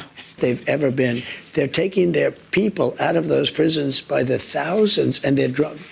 And so they're airdropping them? Is it small? Like, how do we fix this? Is it small arms fire? What do we have to do to any Venezuelan light aircraft with parachutists jumping out of it? What's going to happen? Do we drones? What are we going to do about this? Get back, because I know exactly what you're getting at. Number one, we're doing criminals, and we're going to do them really rapidly. We're getting the worst gang probably with MS-13, and the Venezuelan gangs are the worst in the world. They're vicious, violent people. And you see what they've done in Colorado and other places. They're taking over, literally taking over apartment complexes. They're literally not. And doing it with impunity. They don't care. They couldn't. They just are. Yeah, these are the worst. You know what? Like, sure, they kill people and chop them up and sell drugs and stuff, but it's their scofflaw attitude I don't care for. They just don't. I mean, they're sassy about it. They're in the real estate business. You know, the local police say that is not the case in Colorado. Oh, it's totally the case. I mean, I have it on you don't tape. believe them. I saw it on TV. I saw it on. You have it on tape, really? VHS or beta, you old fart. The local police. I play it. I used to play it at my rallies every single night. No, they're breaking into doors. They're taking over the building. It's the same video over and over, stupid. Sir, you And by the way, raised the point. police are afraid to do anything. Yeah, these chicken shit cops, finally. Yeah, finally Trump is calling out the police for being cowards. Raised the point that the logistics are complicated. You said Sure it they yourself. are, You would but need everything's 24 complicated. Yeah, everything's complicated. You think I tied this tie? It's a clip-on, and even that, I almost cut myself. You need 24 times more. Got snagged on my nunt. I apologize, by the way. I should have put a nunt warning up early in this. That was my mistake, and it won't happen again. Just need you guys, it's a lot. It's a lot. Detention capacity just to deport 1 million people per year, not to mention more agents, more judges, more planes. Is it realistic to deport everyone who's You have here no illegally? choice. First of all, Yeah, you have no choice. They gotta get out. Have you seen how brown these people are? Get them out of here. Like that's all they're right. costing us a fortune. Are they though? But we're starting with the criminals, and we got to do it. We gotta do it. And then we're starting with others, and we're We're starting with the criminals, and then we're starting with others. So we're gonna start twice and never finish. going to see how it goes. Or the other. Yeah. We'll start with we'll get the criminals out, and then we'll start rounding up randos and see how we'll see how it goes. Okay? Companies from, I don't know. You don't know. Let's just do it. See what happens. I mean, it was only tried once before under Eisenhower. Others are other people outside of criminals. We have Yes. Who are those would be non-criminals? I forget what the rest of us are. convicted murders. We don't mean people that are even on trial. We have people that have murdered numerous people are on our streets and in our farms. And Really? Wait, there are murder trees? Wait, are we having a good crop of murder fruit this year? In our farms? we have to get them out of our country. What about dream? He's like, farms? The fuck am I talking about? You tell, like, increasingly he just does not know what the fuck he's saying. So he's like, they're in our farms. Farms? What the fuck are you talking about? What do you mean farms? Yeah, farms. I meant, that's what I said. Did I say farms? Why did I say farms? Shit. Sir, dreamers who were brought to this country illegally as children. You said once back in 2017, they, quote, shouldn't be very worried about being deported. Should they be worried now? They should be very worried. They should be ever so slightly worried. We may not get to them till they got 3 years to learn Spanish or Portuguese or Swahili, I guess. The dreamers are going to come later, and we have to do something about the dreamers because these are people that have been brought here at a very young age, and many of these are middle-aged people now. No, they're not. I'm a dreamer. I'm still got the dream. Middle-aged? What do you think? They're only going to live to be 40? Is that the idea? They don't even speak the language of their country. And yes, we're going to do something about the dreamers. What does that mean? And what are you going to do? I will work with the Democrats on a plan, and if we can come up with a plan, but the Democrats have made it very, very difficult to do anything. What? What do you mean? Something else besides let them stay? Republicans are very open to the dreamers. The dreamers, we're talking many years ago, they were brought into this country. Yeah, is that how it worked? I'm not familiar with it. Like, it's not like we've had this fucking conversation for years. Years ago. Why didn't you fix it during your presidency, you dipshit? Some of them are no longer young people. Yeah, they're middle-aged, I hear. I'm a dreamer. And in many cases, they become successful. They have great jobs. In some cases, they have... Yeah, asshole, we know. This is the Democratic position, shithead. Small businesses. Some cases, they might have large businesses. That may, but some of them have middle businesses to go with their age. And we're going to have to do something with them. And yeah, that doesn't sound very promising. You mean let them stay? You mean work something out so they can become full citizens or stay? But saying we got to do something with them sounds like you're still going to kick them the fuck out. That's why they might be mildly concerned. You want them to be able to stay. That's what you're saying. I do. Okay. I want to be able to work something out. And it should have been able to be worked out over the last 3 or 4 years. And it never got worked out. You know, Jesus Christ. Because your own party ran interference on it, asshole. Biden could have done it because he controlled, Congress to a certain extent, right? He could have done something, but they didn't do it. No. I never understood why, because they always seem to want to do it, but then when it comes down to it, they don't. I think we can work with the Democrats and work something out. Let me ask you about another group of people, the estimated 4 million families in America who have mixed immigration status. So I'm talking about parents who might be here illegally, but the kids are here legally. Your borders are You're talking about separation. Yeah, well, I mean, there are two aspects to this. Your borders are, Tom Homan said, they can be deported together. Correct. Is that the plan? Well, that way you keep well, I don't want to be... No. Fuck you. You can't deport U.S. citizens. Period. There is no situation where you're rounding up American citizens and deporting them. And you're not going to set that fucking legal precedent, because I got news for you. If Democrats ever get back in, guess who's on the list, motherfucker? Hey, if you can kick them out... You can kick an American citizen out of America for any particular reason. Why don't we start with the criminals? Breaking up families. So the only way you don't break up the family is you keep them together, and you have to send them all back. Even kids who are here legally? Well, what you're going to do if they want to stay with the father? Look, we have to have rules and regulations. The father. You can always find something out like, this doesn't work, that doesn't work. I'll tell you what's... Yeah, well, look. We'll deport some families, and we'll see how it goes. It's going to be horrible when we take a wonderful young woman who's with a criminal.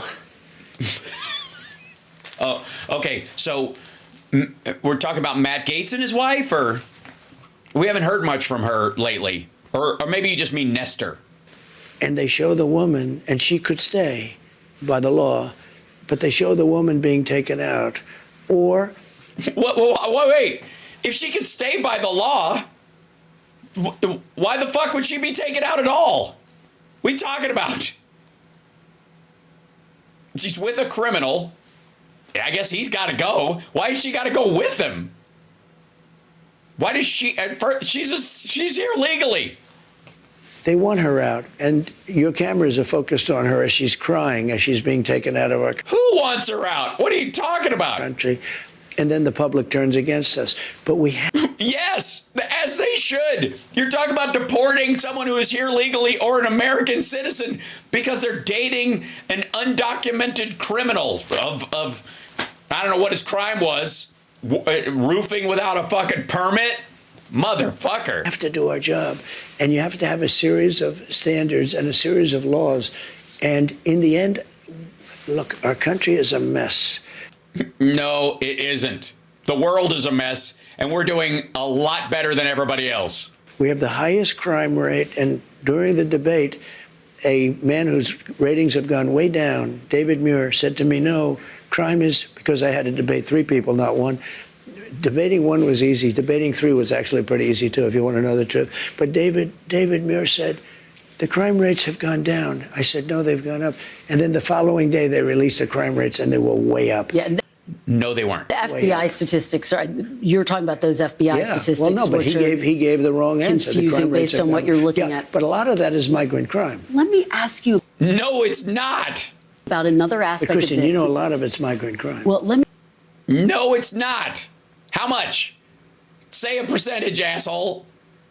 A lot of it. A lot. I mean, hey, how much is too much? Any. Okay, cool. We're done. Let me ask you about another aspect of this that I think a lot of people are really curious about. I mean, 3% of the people who are here illegally have criminal histories. But in your first administration, you had the zero tolerance policy, where we did see family separations. Yeah. You ended it. The purpose of that, though, to some extent, and you And talked by the about way, this at you the had time, it. was deterrent. You also had it with Obama. You do know that. He didn't have a zero tolerance policy. And you also know he built the jails for children. He didn't have a zero tolerance policy. But in 2014, he built the jails. You know that. I want to ask you about. Yeah, they're not jails. They're separation facilities until they can check if that kid is really yours, or they can run through it. They didn't store them in fucking shipping containers, you asshole. About the zero tolerance policy. I mean, he didn't have a systemic, we're going to separate families. Families were separated when parents were a threat to the kids. We don't have to Let me separate ask a you about family. this. Excuse me, Kristen. Yeah. We don't have to separate a family. We'll just kick them all out all together. Fuck them. We don't care if the kid is an innocent victim. We don't care if the kid is theirs. If it looks kind of brown and can't speak English, we'll just throw it out with the people that were standing next to it. We don't even need to know if they're the real parents. It's what Jesus would want. We don't have to separate families. Yeah. We'll send the whole family very humanely back to the country where they came. That way the family's not separated. So no more family separations. You're not reviving the zero tolerance Well, it depends on the family. policy. The family may decide to say, I'd rather have dad go, and we'll stay here. And in which case they have that option. But you're not going to revive your zero tolerance policy, which was Yeah, he is. put in place as a deterrent. Is there any universe where you would bring that back, sir? We need deterrence. That's a yes. Of course he's going to bring back zero tolerance. He put Stephen Miller back in his White House. Of course they're going to have zero tolerance. Are you out of your fucking mind? Look, ready? When somebody comes here... You ready? Ready? I've got an answer. Here it comes. I treat all big answers I'm about to give like it's a dookie. Illegally, they're going out. It's very simple. When they come here illegally, they're going out. Now, if they come here illegally, but their family is here legally, then the family has a choice. The person that came in illegally can go out, or they can all go out together. Yeah. So what the fuck does that even mean? For real. Either they can go or you can all go and lose your citizenship forever. What? Yeah. They can leave and they can also come back.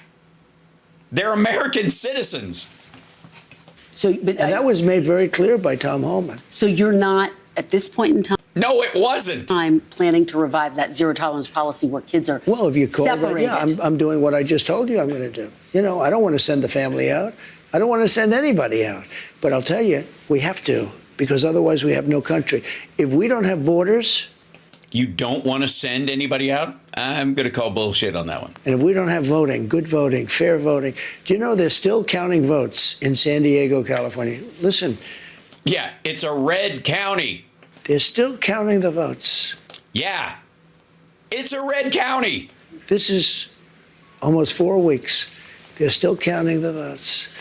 If we don't have fair elections and honest voting and machines that work quickly, if you had paper ballots, every election would be over.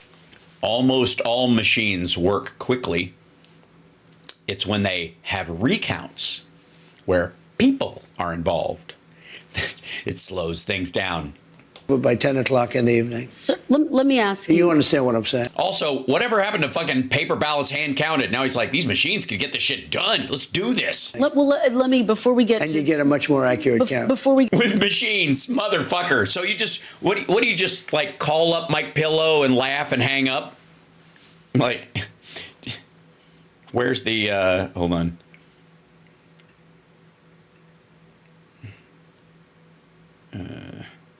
Oh, I have it. Oh, that's right. It's over here, I think. Lumpy pillows, kiss my ass. Get to all of that. Let me ask you Asshole.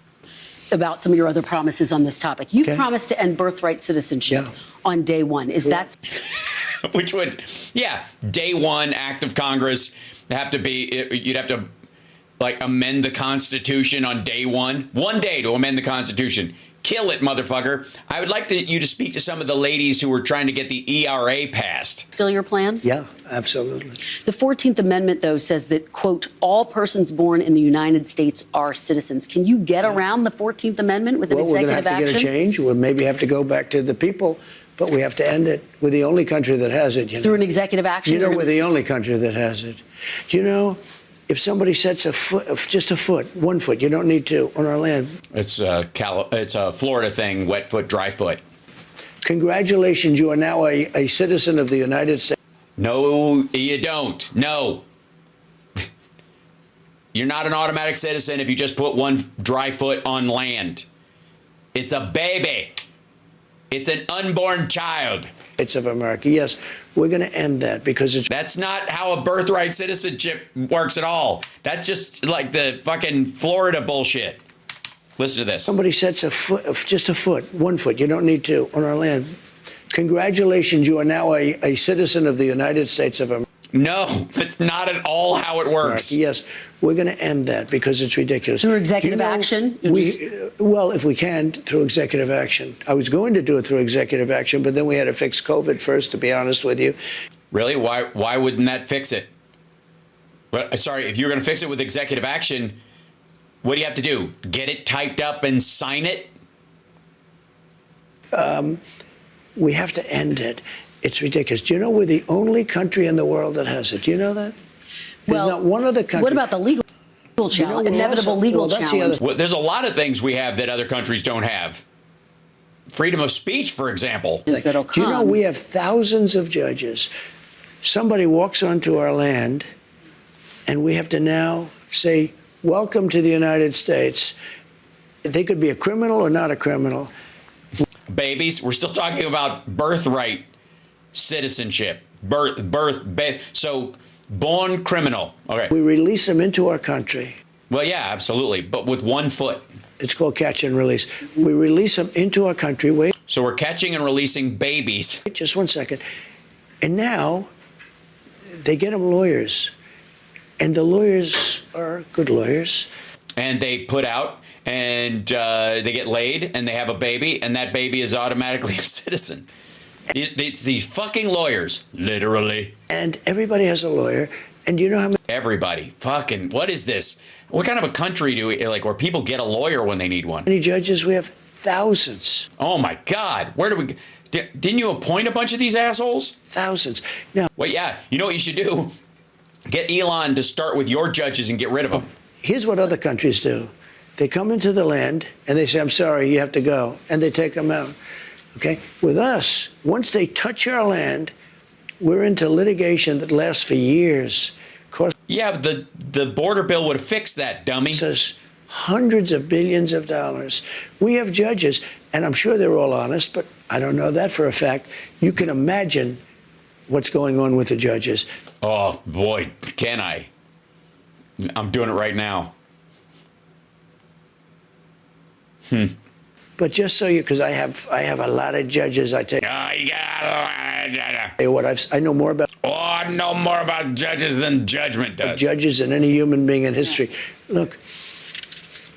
Really? Good. Explain them to us. Give us start with the standard Webster definition and work us up from there. We have judges. Every time somebody puts 2 feet or even 1 foot on a half of a toe. I mean, why does it have to be a whole foot? I'm confused. I just need to know. Do we need an imprint in the sand of where they put their foot? Kind of like it's like Neil Armstrong. Is it the Neil Armstrong rule? Piece of our land. A piece of our land. Okay, so what? Real quick, if I took a piece of our land and just kind of like cut it out and put it in like a Tupperware thing with a cap on it, if I flew down to South America and just let people step on it, are they citizens now?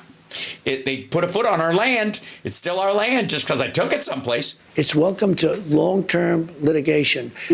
That's right. That's the United States of long-term litigation. Other countries, every other country, when somebody walks on and they see that they're here illegally, they walk them off, they take them back to... No, they don't. Most Western countries have an asylum process, have a way of dealing with illegal immigrants on a bunch of different fronts. Where they came from. What he means is China and Russia, and they treat their own citizens like the shit. If you could push a citizen out a fucking window, imagine what you could do to a stranger, right, Jesus? Don't talk to me. We have to get rid of this system. It's killing our country. Let's talk about health care. I've been talking. Okay. That question was about birthright citizenship, and apparently these fetuses are walking here. Now, real quick, does it count if the umbilical cord is still attached? To Republican lawmakers on Capitol Hill, they say it's no longer feasible to repeal and replace Obamacare because it's so entrenched in the system. Do you see it that way? Is that now off the table, repealing and replacing? When John McCain let us down by voting, and Murkowski and Collins and whoever it was. The rest of them, he was the last one, but. That voted against. But they really let us down. They did us a great disservice because we would have had great health. Obama. Really? What was the plan? Obamacare is lousy health care. Oh, it's terrible. It's very expensive health care. Oh, it's very expensive. Care for the people. It's also expensive for the country, but for the people. It's lousy health care. Oh, it's terrible health care. You don't even get a wet nap. Yeah. When John McCain gave his thumbs down after saying for 10 years that he wants to repeal and replace, okay? Yeah, it's the replace part. You didn't have anything to replace it with, so he wasn't going to repeal it without something to replace it with, and so you didn't have anything, and I don't know if you know this, but it has been longer than 2 weeks. Okay. And then he came out, put his now famous thumbs down, and he became a hero to the left. Let me tell you. And everybody who needed insurance who got it from the ACA. If we find something better. If? Motherfucker. What? I'm a hero to the left. Let me tell you. If we find something better, I would love to do it. But if we find something, I don't know, what are you going to do? Dig around in Biden's drawers? You know what you're going to find? The ACA with a public option attached. But unless we find... That's what's something better. You want something better? That's better. That's it. That's how you're going to do it. You want something better? ACA with a public option. Ta-da! Do it, motherfucker. Good Lord, if we find something. This asshole. One thing I have to say, I inherited Obamacare or anything else you want to go. It's got about 20 names. No, it doesn't. It's the Affordable Care Act, and other people call it Obamacare because they meant to deride it, but they wanted to change it. Nobody else calls it anything else. I don't know what the fuck you're talking about. Nobody else does. You're very weird. But I inherited it, and I had a decision to make with Health and Human Services. I had a big decision to make. Do I make it as good as we can make it, or do I let it rot? And a lot at the expense of 24 million people who rely on it for insurance. A lot of political people said, let it rot. Did they? Yeah, let it rot, and then people will just go. They'll go back to the status quo of people being kicked off their insurance for pre-existing conditions. And let it be a failure. Yeah, name those people. I would like the names of those people. Christian Walker, like who? I know it was Mike Lee. I know it was probably Jim Jordan, more than likely. But let's get them on the record so we can go talk to them. So they told you let it rot. They told you let the Affordable Care Act rot. You didn't have a replacement, but they just said let that rot. Let it die For what purpose? I said that's not the right thing to do. And I had very good people in the medical area. Yeah, in the medical area. Your proctologist, Dr. Vinny Boombots. That handled that. And I said, what do you... By the way, you're watching Housebox Mega Worldwide. Like, subscribe, give a thumbs up, support the show, share it around, etc., etc., etc. Everybody, thank you for the super chats as well. Pentax design. Oh, hell, you can't just follow his big brain weave. That's true. I don't know how to follow the weave in that. We will need to see his Wharton diploma. This is true. Julie, thank you as well. It's going to be a lot. Yeah, keep the great talks. 2024 has been a shit show. 2025 is going to be a big clusterfuck. Hey, I'm going to do my best to keep you on your flat on your feet and ready to fight. What we want to do is that we really metaphorically have an obligation to make it as good as we can, and we did. We made it as good as what obligation we can make it. Instead of making it unstead. That's a word, sure. Unstead. That's how you talk. That's not something. That's not a word you know that would just pop out of a demented brain at all. Unstead. Where everybody would be calling for its repeal. I made it so that it works now. But you did try to overturn it, it's sir. It's you did lousy. try to overturn it. You did have your Justice Department. She seems to be talking like his nurse at an old folks home. You did, remember? Yeah. Don't ask me where your keys are when we both know you're sitting on them. Try to direct the Supreme Court to. No, we got a little bit of a surprising opinion, to be honest with you. If it would have been overturned, we would have had much better health care right now. But how? With what? Right now, we have something that I made the best of. I could have made the worst of it, and it would have fallen by the wayside. I did the right thing from a human standpoint. From a human standpoint. But, you know, I'm sort of proud of my decision at the... Sorta. That's all you can ask for. I mean, really. You just be sort of proud. Same time, at the same time, I'm very disappointed with myself. Kind of like 2 minutes after I attempt to have sex. Sometimes I regret it. I told the people, and I gave them the money to do it. I said, fix it, make it work. Did you? And you gave them the money. Not your money. It's obviously the taxpayers' money, and I don't know what money you're talking about because it's funded. That's the kind of point. Because people would have suffered. But it's too bad that they voted no. I wish John McCain, he fought for 10 years on replacing Obamacare for 10 years. And then, yeah, repair and replace. That was what it's good. Yeah. Safe flight repair, safe flight replace. He's seen the ads on Fox. That's why that happened to his brain. We all know it.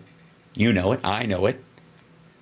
He said repair and replace because safe flight repair, safe flight replace. And he voted against. Nobody understands it. Sir, I know it. I understand entirely. You had no replacement, dumbass. That's exactly why. Safe flight repair, safe flight replace. said during the campaign you had concepts of a plan. Do you have an actual plan at this point for health care? Yes, we have concepts of a plan that would... Motherfucker. ...be better. We have concepts of a plan that would be better. I don't know. Hey, maybe this is a nutty thing. Write some of them down. I don't know. Put them in a truth sinkhole post. Concepts. Do you have a fully developed plan? Let me explain. Yes, please do, because nobody knows what the fuck your addled, farty brain is talking about. We have the biggest healthcare companies looking at it. We have doctors. We're always looking. You're always looking. It's around here somewhere. We're always looking. I know I left it here. It's a motherfucker. It was over here, and I put it. Is it down? No, that's not. It's not down there. Because Obamacare stinks. Oh, okay. Does it? Might be your upper lip. Lousy. It's lousy. It sucks. It's bad. But it's hard to replace. I mean, what are you going to do? It's, it's terrible. And I can't come up with anything better than terrible. You do realize you're self-dunking, right? You dum-dum. You do realize this is a self-dunk. There are better answers. If we come up with a motherfucker better answer, I would present that answer to Democrats and to everybody else, and I do something about it. But until we have that, shut the fuck up, or until they can approve it. But approve what? You got to have it before it can be approved, dummy. That's not the order of things. I'm just saying it has to exist before we have to have an opinion about it, because we don't know what the fuck you are talking about, you absolute dickhead. We're not going to go through the big deal. No, we're not going to do that. I am the one that saved Obamacare. Which sucks. Thanks. I will say, and I did the right thing. I could have done the more political thing and killed it. And all And then what? Lots of people die? And you're like, hey, man, you can't make an omelet without killing some old folks. I had to do is starve it to death. You did try to have your Justice Department effectively kill it, though, No. sir. Kill it from a legal standpoint. Yeah, not actually.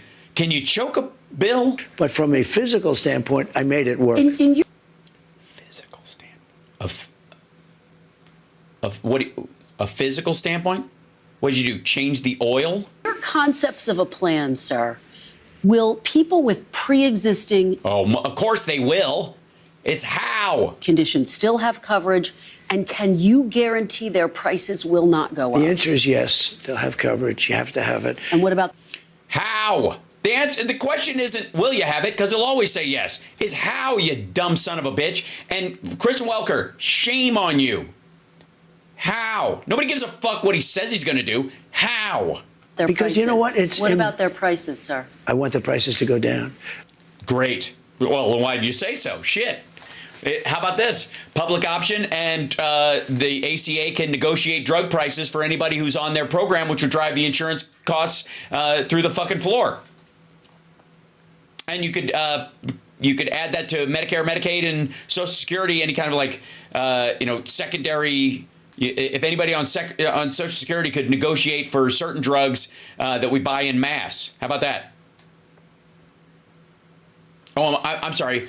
I was thinking about the how. You just want it. I want to have better health care Great. Then do it. for less money. And Who doesn't, you dumb motherfucker? there are ways of doing it. I Yeah, like what? believe. And I have You believe. I think they're in the Ark of the Covenant. There are ways of doing it, I believe. Uh-huh. Really? I have the smartest people in that world. You know, that's a separate world unto It is. It's like they're off planet. itself. I have the smartest people in that world looking at it. Yeah, they're like, what? How do you beat the Affordable Care Act sucks, but you can't do any better. We're trying. We can't think of one. And trying, and if they come up with something, I will present it. Now, maybe you won't be able to sell it, but if we get better health care for less money, I believe it's very saleable. It's very saleable. You know what? I'm sure it fucking is. You know what it will require? A public fucking option.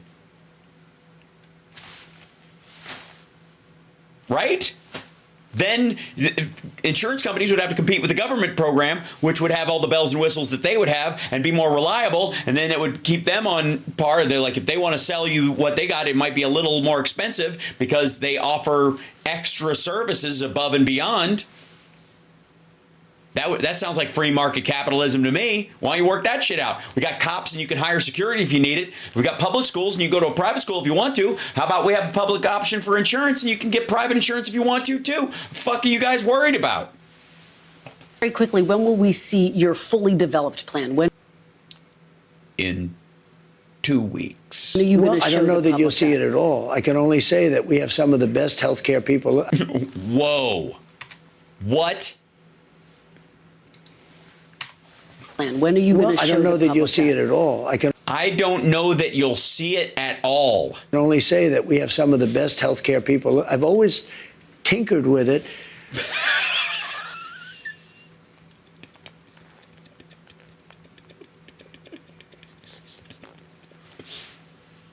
No. You guys, no. Jesus Christ. Tinker with your nut, you weirdo. I think Therefore, I fart. it's a little hard to explain. You think? I don't know why it would be. You want cheaper healthcare that's faster, better, more beautiful, shiny, also big, much bigger, but also compact. And I've got the best people working on it, but if they don't come up with it, they might turn out to be the worst. We'll have to let you know, and I don't know. And this whole Santa Claus bullshit is really not paying off the way I thought. Obamacare, when I took it over, was a disaster. And I understand that. You've said that before. So the point you're trying to make is you can't come up with anything better than a disaster. That's disaster, motherfucker. Disaster's the floor, and you can't do any better than that. You got the best people working on this, and you can't come up with something better than disaster. You can't top disaster. What?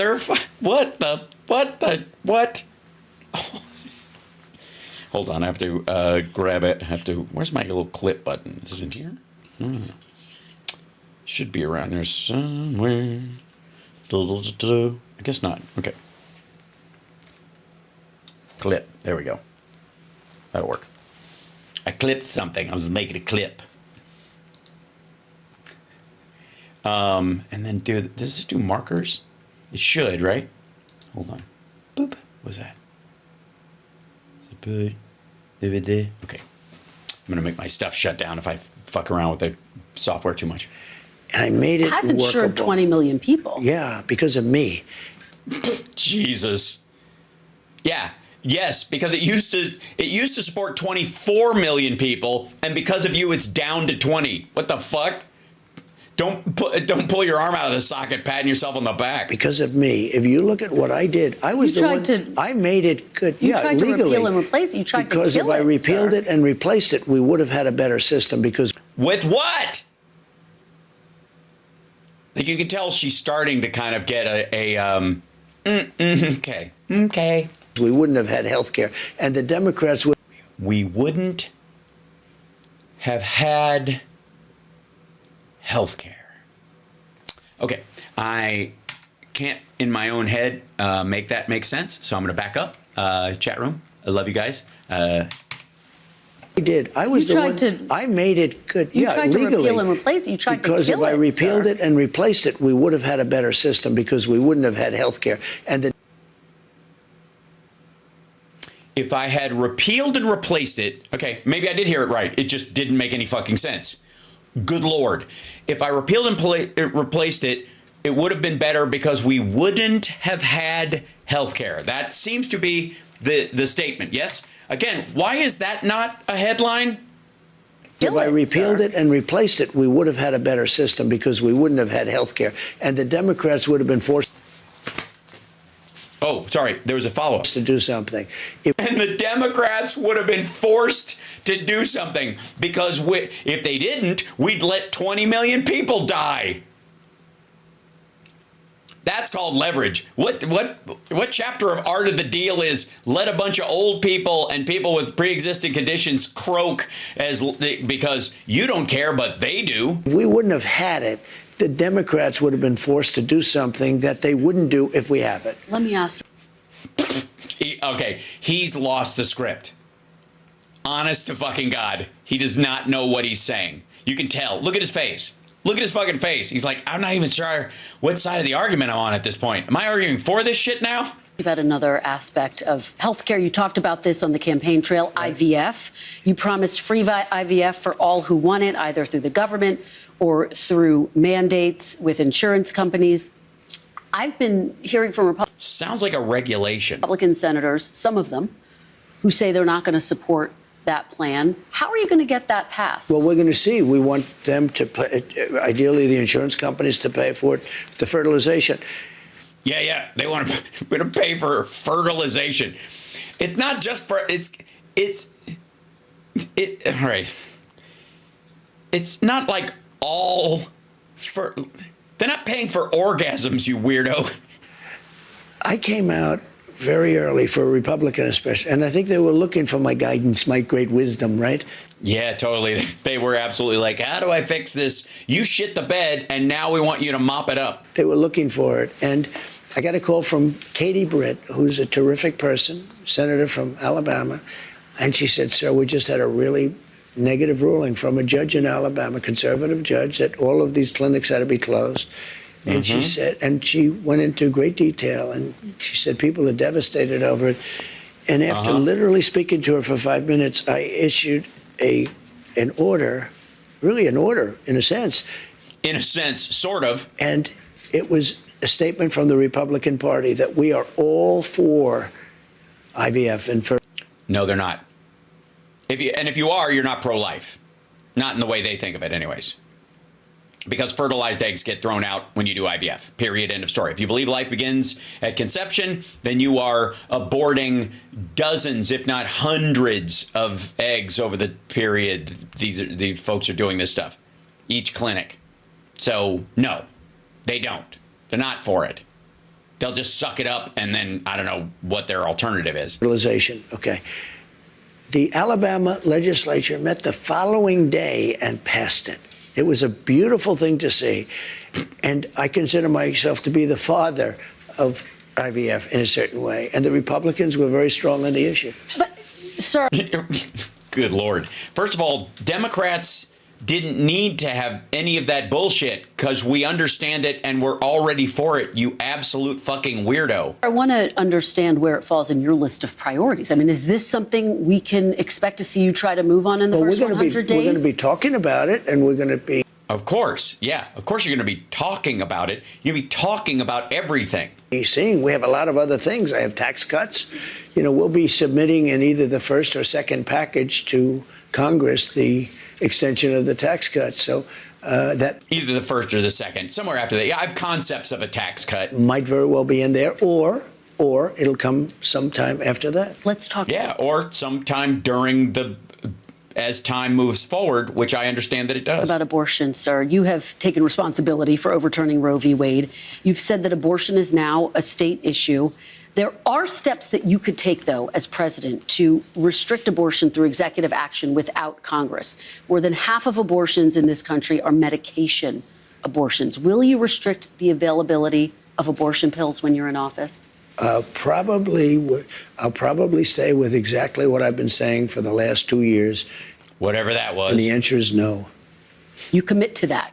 Well, I commit. I mean, do things change? I think they change. I hate to go on shows like Joe Biden. I'm not going to give my son a pardon. I will not, under any circumstances, give him a pardon. I watched this, and I always knew he was going to give him a pardon. And so I don't like putting myself in a position like that. So things do change, but I don't think it's going to change at all.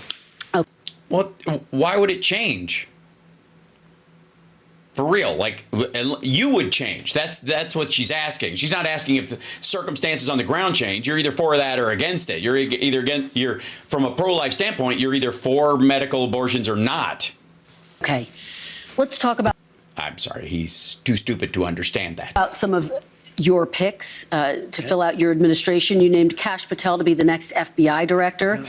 He has a list in his book of 60 people that he calls members of the so-called deep state. It includes Democrats like Joe Biden and Hillary Clinton. It includes former members of your cabinet, from Bill Barr to Christopher Wray. You campaigned on destroying the deep state. Do you want Kash Patel to launch investigations into people on that list? No, I mean, he's going to do what he thinks is right. Do you think that's right? Do you think that's right, sir? Let me I don't know. I really didn't even think about what it would mean to have him in charge of the FBI. I mean, it's really like, I give Eric a lot of jobs, and mostly it's pouring concrete. If they think that somebody was dishonest or crooked or a corrupt politician, I think he probably has an obligation to do it. But are you going to direct him to do it? No, not at all. Not at all. We have two great. Well, he doesn't have to. That's the whole point of putting these guys in and just turning them. He's just going to wind them up and set them loose. That's obvious. Like, he just wants to fucking golf and have the title. People that we have him and we have Pam. And Pam Bondi has been like a rocket ship. She's very popular and very good. She's been like a rocket ship, yes. I don't understand. She scars the landing pad or the takeoff platform when I don't understand. How's she like a rocket ship? You mean as because your first rocket blew up on the pad, you replaced it with I see. I got you. Okay, cool. By the way, you're watching House Sparks Megaworldwide. Like, subscribe, give a thumbs up, support the show, share it around. I'm going a little long tonight. Just prepare yourselves because A, I missed you guys, and B, we're halfway through this. And very fair. And Kash Patel is very fair. I'll tell you, I thought Kash may be difficult because he's, a strong conservative voice. And I don't know of anybody that's not singing his praises. The other day. Really? So you're insulated right now. You're basically living a Howard Hughes lifestyle. You're not hearing any of the shit about him. I was watching, and Trey Gowdy, who's a moderate person and very smart and very respected in the party, he's Kash's biggest fan. He said, this is the most misunderstood man in politics. He's great. I guess they work together on the Russia hoax or something. Right, so they're on the same team. Yeah, he's a moderate who worked on the Russia hoax. And Trey Gowdy became a fan. Trey Gowdy. Everybody respects him. No, they don't. He's quite odd. And thank you, Alexa. Just like him, others also. I don't know if yes, others also. One negative vote. I don't think he's going to have any negative votes. Is it your expectation? Oh yeah. Well, they're a little busy with your other people who are shitting the bed. They'll get around to him. Though that Kash Patel will pursue investigations against your political enemies. No, I don't think so. Do you want to see that happen? If they were crooked, if they did something wrong, if they have broken the law, probably they went after me. They went after me, and I did nothing. That's a yes. Wrong. Well, let me ask you this: you said President Biden. Quote, that you're going to appoint a real special prosecutor to go after Joe Biden. You said that. Yeah, but you said you won the case in Florida because your judge down there said the government doesn't have the right to appoint special counsels. Oh, I'm kidding. I don't think this is hypocrisy. What are you talking about? Where did I say that? The campaign. Where? You said that on Truth Social, June 12th, 2023. I will appoint a real special. Yeah, dude, she's not making shit up like you are. I have concepts of when you said it, asshole. What do you want? Prosecutor to go after the most corrupt president in the history of the United States, Joe Biden, and the entire Biden that part is crime true. family. Are you going to do that? Are you going to go after Joe Biden? I'm really looking to make our country successful. I'm not looking to go back into the past. I'm looking to make our country good Lord successful. Retribution will be through success. If we can make this country successful, no, same shit with Hillary. It was all a game. It was all bullshit. Yeah, that would be my greatest. That would be such a great achievement. Bring it back. We have a country now that's overridden with crime. No, we don't. That has millions of people that shouldn't be here, that should be in prisons in other countries, that should be in mental institutions. We have. But we're not talking about your cabinet picks anymore. Drug lords being dropped into a country and told never go back to their country. They are? And drug lords are well known for following orders. I'm looking to make our country great. I'm looking to bring prices down because, I won on two things, the border and more than immigration. They like to say immigration. I break it down more to the border, but I won on the border and I won on groceries. It's very simple. Yes, people think that we are suffering monetary inflation instead of supply shock after a giant pandemic. Yes, and Kristen Welker is part of the media that made people not understand that coming out of that we're paying a slavery tax now on clothing that we no longer want to get from Xinjiang slave cotton and the like, and we're having to move some supply chains closer to home, and that makes stuff more expensive, which is not monetary inflation. It's why the dollar's worth more than a dollar, but. You won on what you would call common sense and I would call common misconceptions. Simple word, groceries. Like almost, who uses the word? Who uses the word groceries? People, normal people who do their own shopping. Most Americans. Started using the groceries when you buy. I started using the word. So, sorry, maggots. What was that about elites again? Apples, when you buy bacon, Yeah, apples and bacon. Yeah. For my famous apple bacon dish. You buy eggs, they would double and triple the price over a short period of time. And I won an election based on that. We're going to bring those prices way How? down. I want to pause here. How? You're going to kick out all the people that process those foods. Dead serious. Who the fuck? How do you think they get the eggs out of out from under the chickens, out of the nests? How do you think they do it? You think the things just like tip up and they all dump out? Because what you're saying is significant. Because you wrote on Truth Social in 2023 that you're going to appoint a real special prosecutor to go after Joe Biden. Now you're saying you're not going to do that. I will say this. No, I'm not doing that unless I find something that I think is reasonable. Because he knows there's nothing there. It was all bullshit. He knows. He knows it was all a lie. He's talked to Comer. He's talked to Jim Jordan. He know that they looked for fucking 3 years straight and didn't find anything. But that's not going to be my decision. That's going to be Pam Bondi's decision, and to a different extent, Kash Patel. Assuming they're both there, and I think they're both going to get approved. She will. He might not. But while you ask me that, and also, by the way, he has to fire Ray to do it, which is another thing. Like, Ray actually has a term. Everybody else he can swap out. It's a much bigger deal to fire Chris Ray. What you've done to me with weaponization is a disgrace. We'll get to some of that. No, sir. wait. You can't do one without the other. In the history of our country, nothing like this has ever happened. Yeah, because we've never had a fucking unrepentant, pussy-grabbing fraudster as president that we know of. And I've won these cases. I've won. No, you haven't. Every one in the rest. You ran out the clock, motherfucker. In the process of being won. Deranged Jack Smith is on his way back to The Hague, where he can execute people. This is where he should have stayed. I think he's dangerous even being there. But what, were you worried for war criminals? He probably is. I'll tell you what they've done to me in terms of weaponization, indictments, impeachments, and everything else. And in the end, it probably helped me because I got the biggest vote, the most votes any Republican's ever gotten in history. Pam Bondi talks because of population. Never mind. Per about capita is not a real thing. Investigators. Do you want her to investigate Jack Smith? I want her to do what she wants to do. Do you want to see Jack Smith investigated? Well, I think he's very corrupt, but I want her to do whatever she has to do. Are you going to direct her to prosecute I'm not. Jack She's Smith? a very smart person. She was a great... Because he knows he didn't do anything wrong. Attorney General in Florida. She's very experienced. I want her to do what she wants to do. I'm not going to instruct her to do it, no. Sir, are you going to fire the current FBI director, Christopher Wray, who you appointed? Well, I can't say I'm thrilled with him. He invaded my home. I'm suing the country over it. He invaded Mar-a-Lago. He did? Really? Did you get anally probed? I'm very unhappy with the things he's done. And crime is at an all-time high. No, it isn't.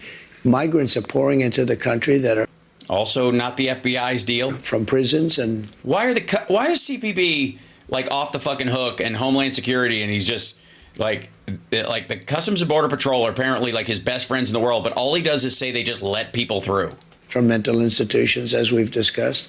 Yes, it's weird. Your brain clicks on that and nobody knows what the fuck you're talking about. I can't say I'm thrilled. I don't want to be Joe Biden and give you an answer and then... You will never be Joe Biden. You didn't get an infrastructure bill passed. You didn't get a rescue passed. If the Democrats hadn't written one up, you never would have presented one. He got everybody vaccinated, got the country back on its feet. You're never going to be Joe Biden. Do the exact opposite. We're going to talk about So that, I'm not going to do that. He's a widow who stayed with his second wife for the rest of his fucking life. What I'm going to say is I certainly cannot be happy with him. You take a look at what's happened. And then when I was shot in the ear, he said, oh, yeah, I don't see anything. Maybe it was shrapnel. Where's the shrapnel coming from? Is it coming from heaven? I don't think so. The shrapnel would be from the teleprompter. That's the argument people were making, and rightly so. It's kind of it's why a piece of it that went zing by you slowed down enough to where it was caught on camera. So we need somebody to straighten. Every time it rains, shrapnel from heaven. You know, I have a lot of respect for the FBI, but the FBI's respect has gone way down over the last number of years.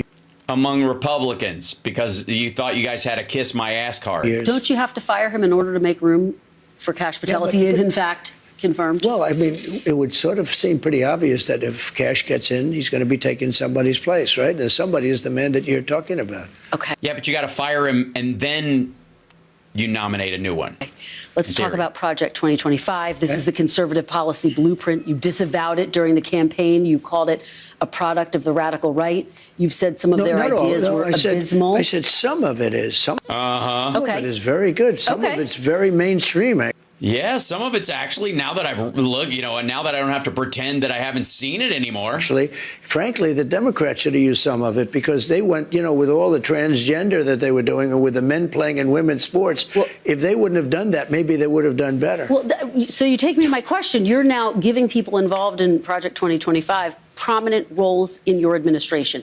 Are you changing your mind about Project 2025? Is this now the policy blueprint for the second Trump administration? Some people, if you take a look at the group, it was hundreds of people were involved.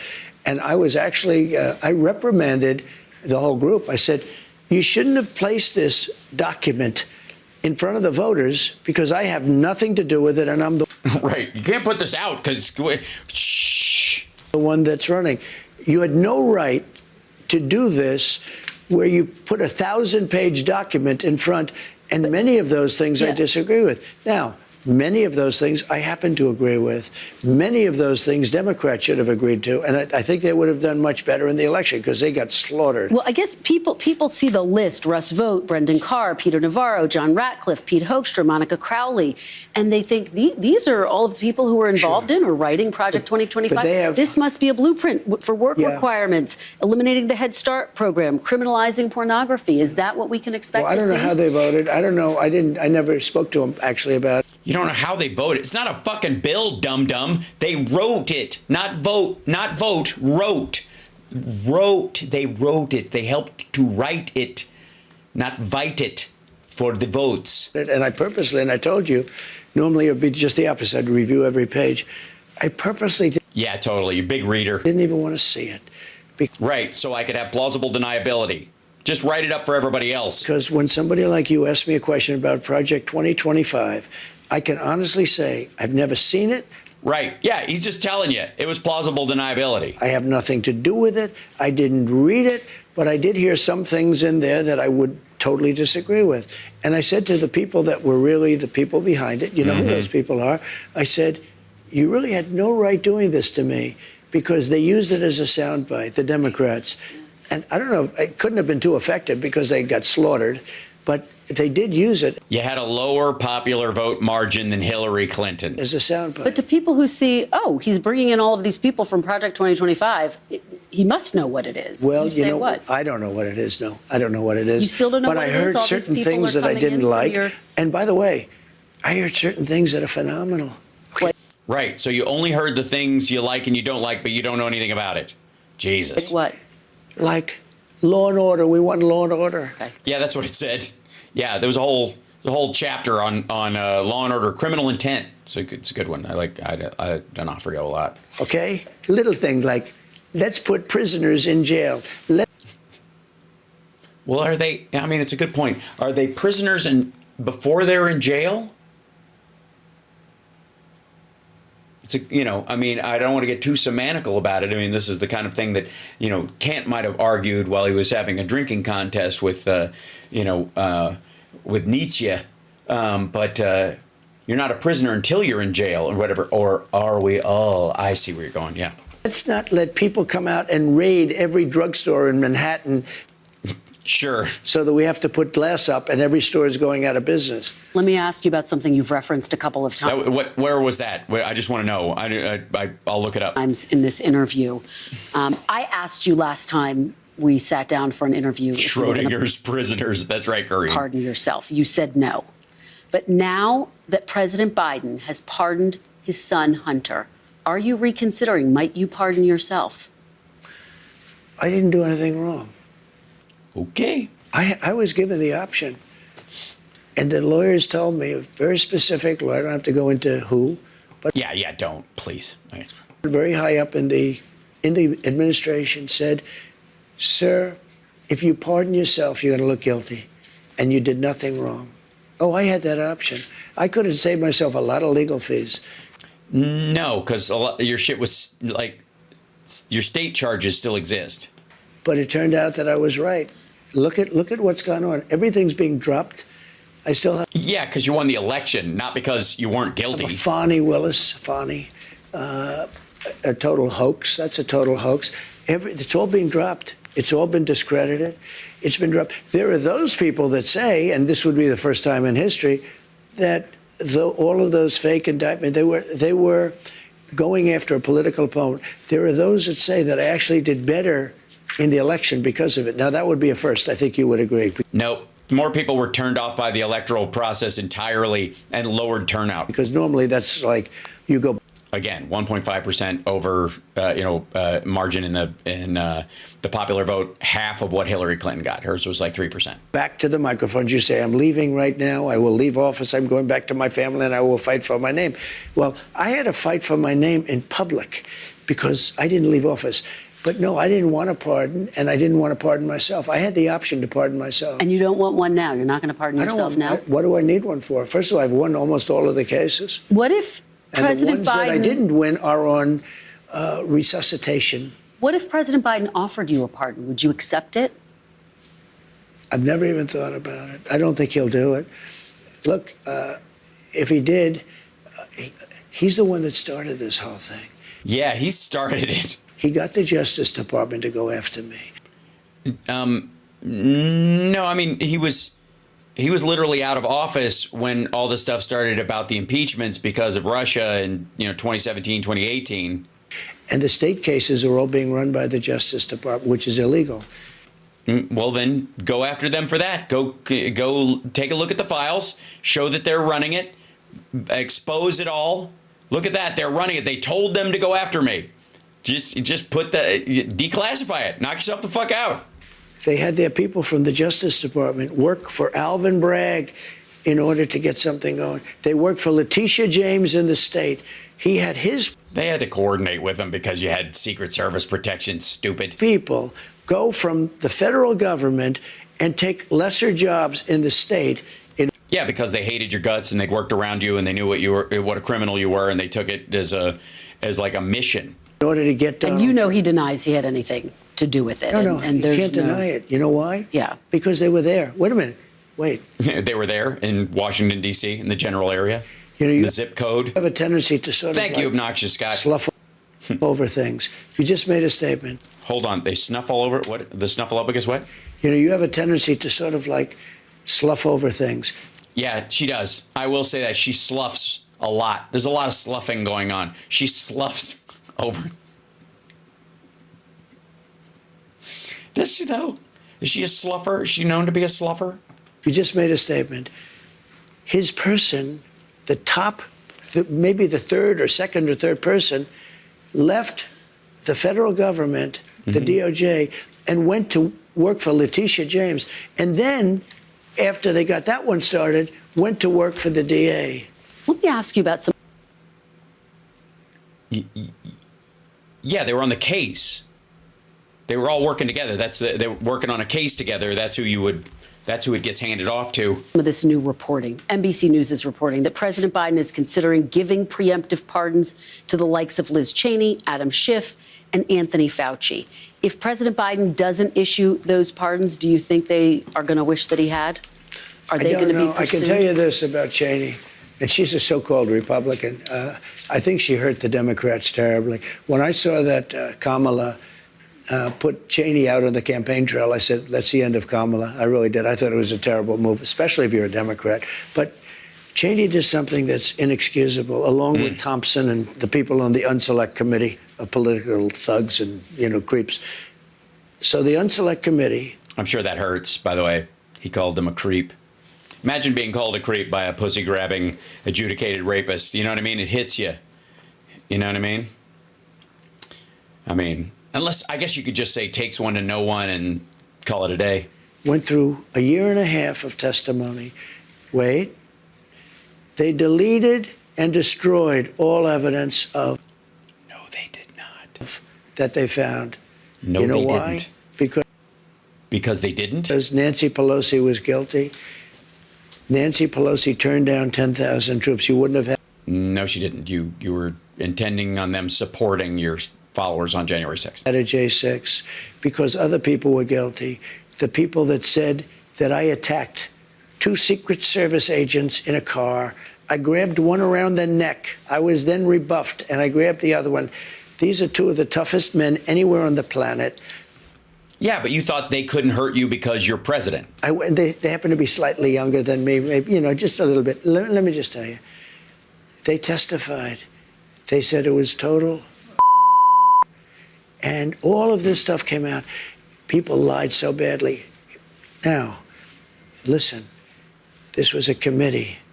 And by the way, this asshole is still grinding on this stuff. Motherfucker, you're president-elect. Water under the fucking bridge. A big deal. They lied. And what did they do? They deleted and destroyed a whole year and a half worth of testimony. No, they didn't. Do you know that I can't get... I think those people committed a major crime. Sir? You're a weirdo. It still exists. And Cheney was behind it. Well, and so was Benny Thompson and everybody on that committee. We're going to... Hey, go after him. Go take him to court and try to throw him in jail for destroying evidence. And then in the discovery process, they'll be able to prove, because they're still, I mean, Schiff's a senator, that they'll be able to prove that it still exists. And they'll go, it's right there. And then they can, sue your administration for malicious prosecution and sue Kash Patel and Pam Bondi personally for damages, and yourself. I guess you could sue. I guess you could sue the administration. What they did, Yeah. honestly, they should go to jail. So you think Liz Cheney should go to jail? For what they did. Everyone on the committee, you think I think should go to everybody jail. anybody that voted in favor. Are you going to direct your FBI director and your attorney general to send them to jail? No, not at all. I think that they'll have to look at that, but I'm not going to. I'm going to focus on drill, baby, drill. When you say that, on it carries strengthening the weight, though. You know, you've tapped these people to lead the Justice Department and FBI. They can do whatever they want. Okay. Yeah, they can do whatever they want. I don't know what they're going to do. Biden can give him a pardon if he wants to, and maybe he should. Just remember, unselect committee, a year and a half of sworn testimony, and after getting all of the testimony, they deleted it, and they destroyed almost everything. They didn't. Like, they literally didn't. Like, she needs to just go, that's not true. All of it's still available online. It still exists. Nothing left. It's unprecedented. And they denied If you doing do that in a civil case, you go. And also, wait, why is she saying they deny doing that? It still exists. You can fucking look it up. You can go to the Jan 6 committee website. It's archived. Go to jail. You know they deny doing that, and officials say that the order never came in for the They put National out Guard. a statement. On January 6th, let me ask you this about January 6th. I think Benny you're going to want to Thompson answer wrote this. in a statement that he has destroyed Yeah. all evidence. Let me ask you this about It's January amazing. 6th. I wish you could be if you know. Also, no, he didn't. What the fuck is she talking about? And the fact that she doesn't know this and this, like, because he hammers on this bullshit all the time. You have such potential. If you could be just non-biased, you hurt yourself so badly. Unbiased. I'm telling you, they deleted and destroyed all the evidence. Everyone.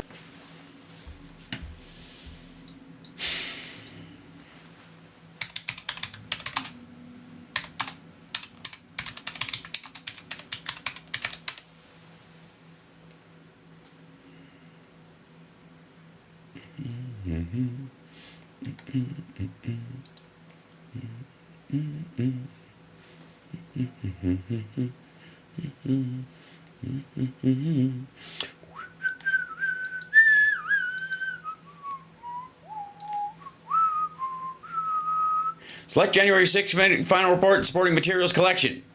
January 6th committee final report supporting materials. Final report supporting materials. Court documents supporting materials. Documents on file with select committee. Supporting materials. Select committee hearing videos. Supporting materials. Transcribed interviews and depositions. Supporting materials. Video exhibits. Supporting materials. Web resources referenced by the committee.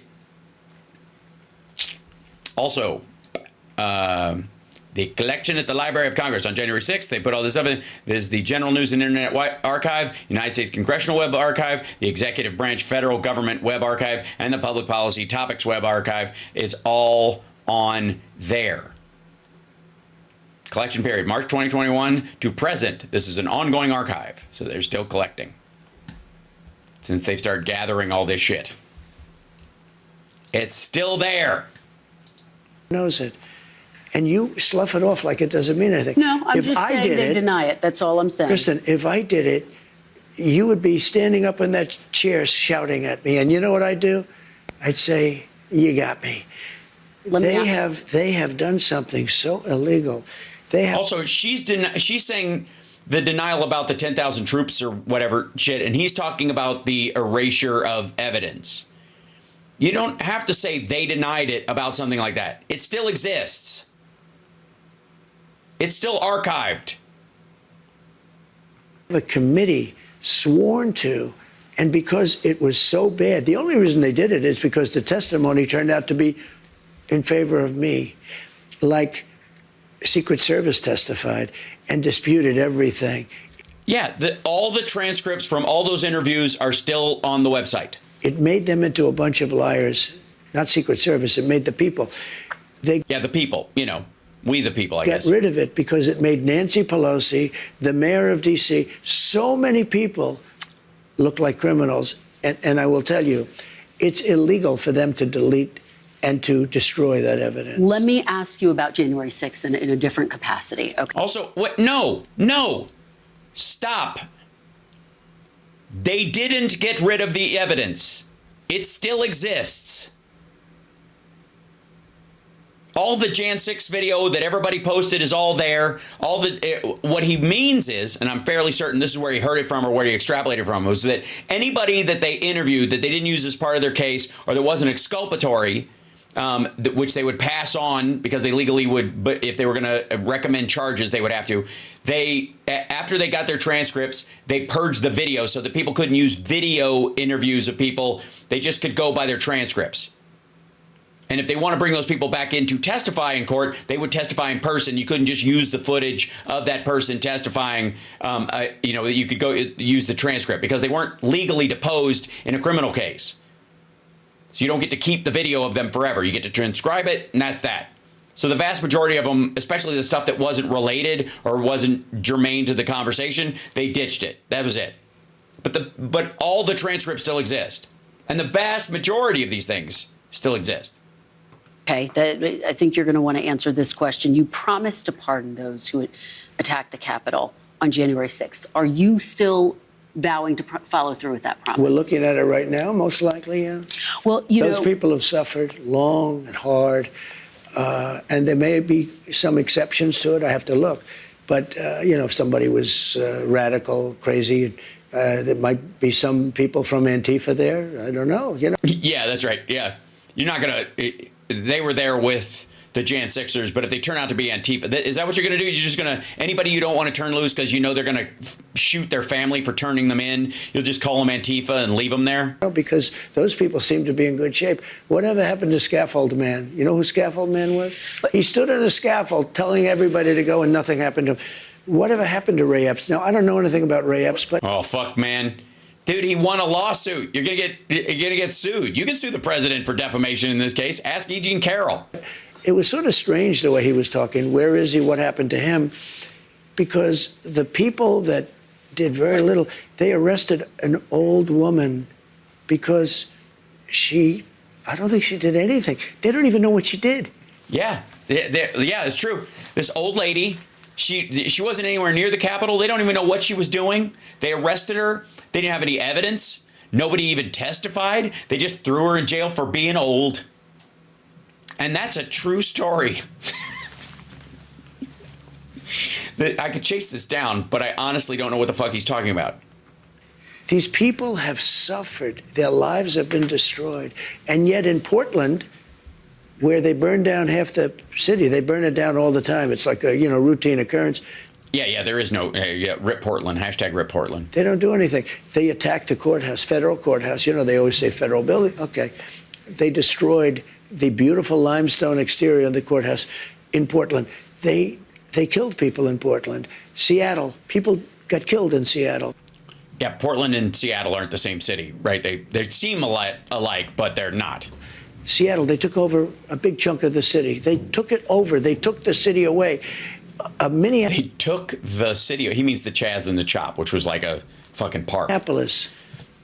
It looked like when they said this is a friendly protest, and yet over the poor slobs from CNN, his shoulder, the entire city was burning down. It looked like World War II. Nothing happened. But wait, nothing happened. They took over the police station. Also, lots of people got arrested. Lots of people went to jail. FBI still looking for a bunch of people, just like January 6th, quite frankly. They took over the police station in Minneapolis. They burned it down. Nothing happened to anybody. I just want to. Nothing happened to anybody. Yet these people have been in jail, and I hear the jail is a hellhole. Really? I would think a law and order guy like you, you'd want jails to be hellholes. They've done reports, and you would say that's true. Yes, it is true. They have done reports.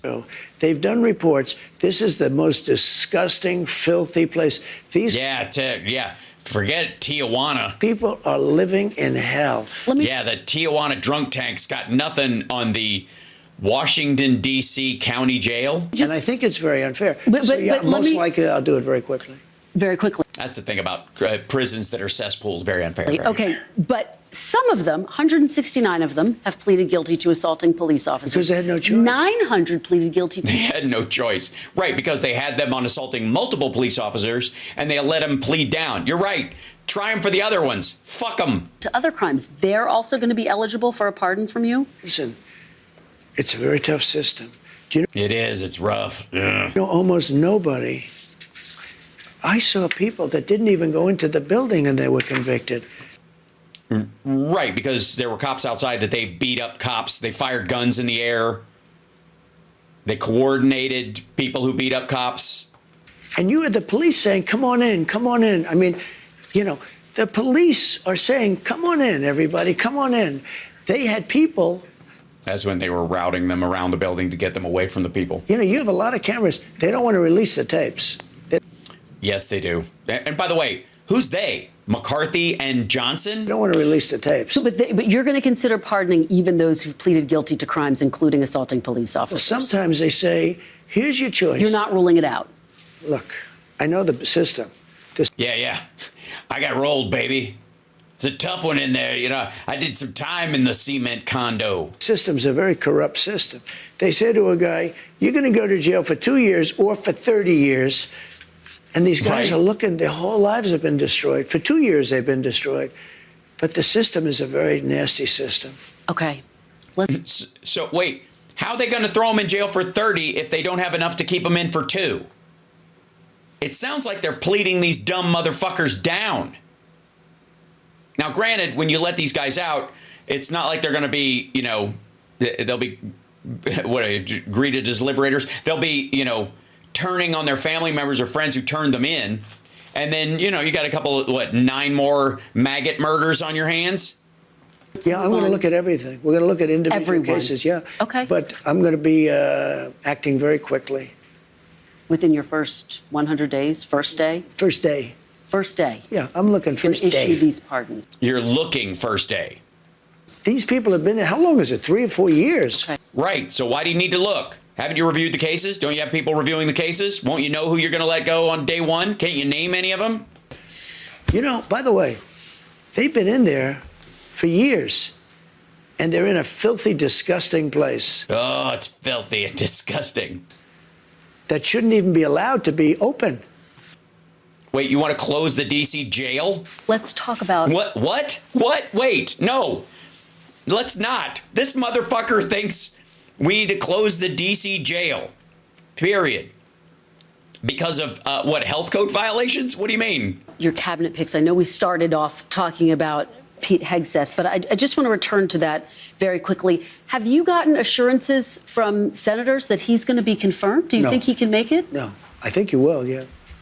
I've had a lot of senators call me up saying he's fantastic. Yeah, not enough. You don't drink yourself. No. You've talked about how devastating drinking can be. No.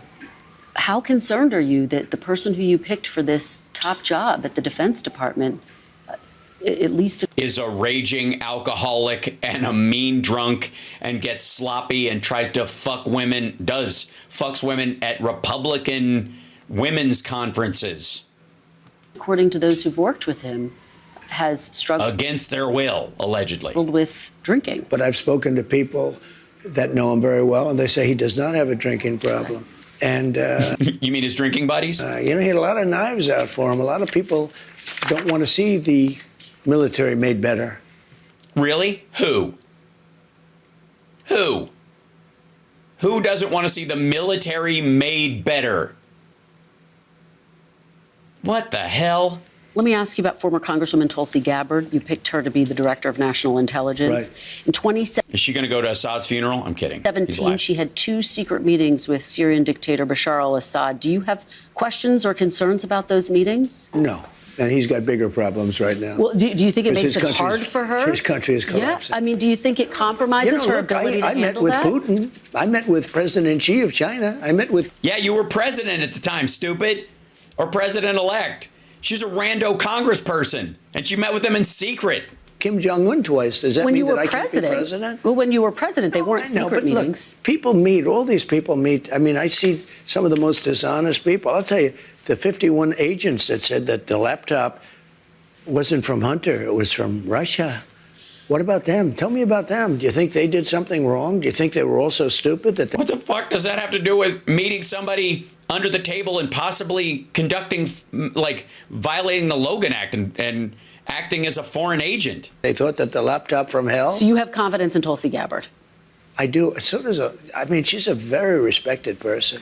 Oh, yeah, a very respected person. That means if it goes to shit, other people recommend her. She came very highly recommended. She was very highly recommended. People thought very highly of her. It's the same thing he's doing with Pete Hegseth. That's the way he gets out of all this shit. It's just, you know, oh, yeah, people, you guys, you assholes told me she was good. Let me ask you about RFK Jr. He has obviously talked about his skepticism of vaccines. He's expressed opposition His skepticism about you. to childhood vaccines. Do you want to see childhood vaccines eliminated? If they're dangerous for the children. Look, So possibly? when you look at some of the problems, when you look at what's going on with disease and sickness, Yeah, disease. Yeah, when you look at what's going on with disease and sickness, hey, you want to look at what's going on with disease and sickness in history books before we had vaccines? You absolute tit. in our country, something's wrong. Are you talking about autism? Well, if you take a look at autism, you go back 25 Yeah, take a look at it. years, autism was almost non-existent. It was That's because you didn't call it that. There was no spectrum. It didn't have a label. They were called mentally challenged or retarded or whatever. Like, there's a myriad of things. 1 out of 100,000, and now it's close to 1 out of 100. Yeah, because we're better at figuring it out, and there are varying degrees of it. That's like saying, at one point we only had one kind of diabetes. Now we have so many more people with diabetes. We've got type 1 and type 2, and yeah, there's a difference in how you treat it. And you keep type 1 from turning into, getting worse. It's so stupid. Yeah, Alzheimer's, right. Nobody cared about Alzheimer's. All these people have Alzheimer's now. I know it's crazy. I mean, nobody knew what Lou Gehrig disease was before Lou Gehrig was born. I blame him. Well, I mean, what's happening? If they can find it. Now, I did something the other night that was a little unusual. Laura Loomer? At Mar-a-Lago, I called the drug companies, the top drug companies, and I called RFK Jr. and Dr. Oz and some of his people. And I had the big pharmaceutical companies come over and have a meeting with us at Mar-a-Lago. Mm-hmm. And I said, let's all get together and... Mm-hmm. And see if we can work out a little something on the backside. It's like an extortion scheme. Let's figure out where we're going. Because we're going to do a lot of things. Number one, we're going to reduce prices because the middleman makes more money than the drug companies. Absolutely. And the thing you want to do is, look, I don't care if they give kids autism or make them sick. I just want to make sure that we're getting a good price. In all fairness to the drug companies, there's a middleman that nobody even knows who they are. And you look at our drug prices, they're much higher than the prices for the same medicine, for the same stuff. So we met.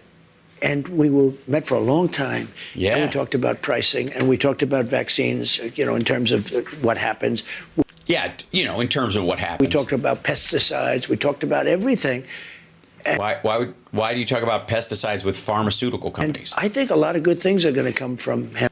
Yeah, of course. And he's not going to upset any system. No, that's excellent. He's not going to upset any system. No, he's not going to upset any system.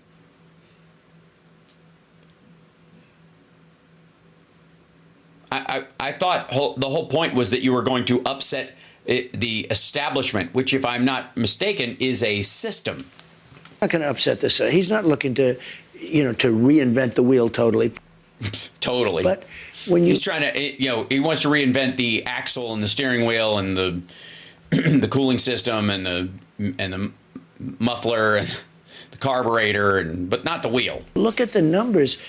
We really don't have a very healthy country. Well, sir, going back 25 years, studies show that there is no link between vaccines and autism. And yet it sounds like you are open to the possibility of him looking I'm at open to getting anything. rid of them? I think somebody Yeah, he's open to anything. Absolutely. has to find out. If you go back 25 years ago, you had very little autism. Now you have it. I mean, Well, they say because they're better at identifying it. Well, yeah. I don't think so, but I don't know, but I'm open to everything, and it's all good. 1 in 100,000, and now it's 1 in 100. That's a pretty bad number. Childhood vaccines I mean, have something is going on. I don't know if it's vaccines. Maybe it's chlorine in the water, right? Yeah, totally. That's what I think. That's what I've been saying. What about chlorine? It's fucking swimming pools. That's what does it. People have all these fucking above ground pools and these subdivisions. It's definitely the chlorine in the water. I agree. We need to get somebody on this right away. Totally. It's when they started putting chlorine in the water. That's what did it. Fucking chlorine. Something is going on. I don't know if it's vaccines. Maybe it's chlorine in the water, right? People are looking at a lot of different things. Yeah, they are. But nobody's looking at chlorine, huh? Chlorine, chlorine, chlorine. Please don't take my man. Childhood vaccines. I want them to look at everything. Everything. Yeah, look at everything. If anything will save money in the government is have everybody go refight all the fights we've already had like we're starting from fucking scratch. Brilliant. Let's get what's this whole coal smoke thing or whatever? Honestly, really is lead a problem? It is fluoride. He's being stupid. So childhood vaccines have prevented about 4 million deaths around the world every year. I think that's great. Isn't that... I'm all for it. I think it's... Yeah, sounds good.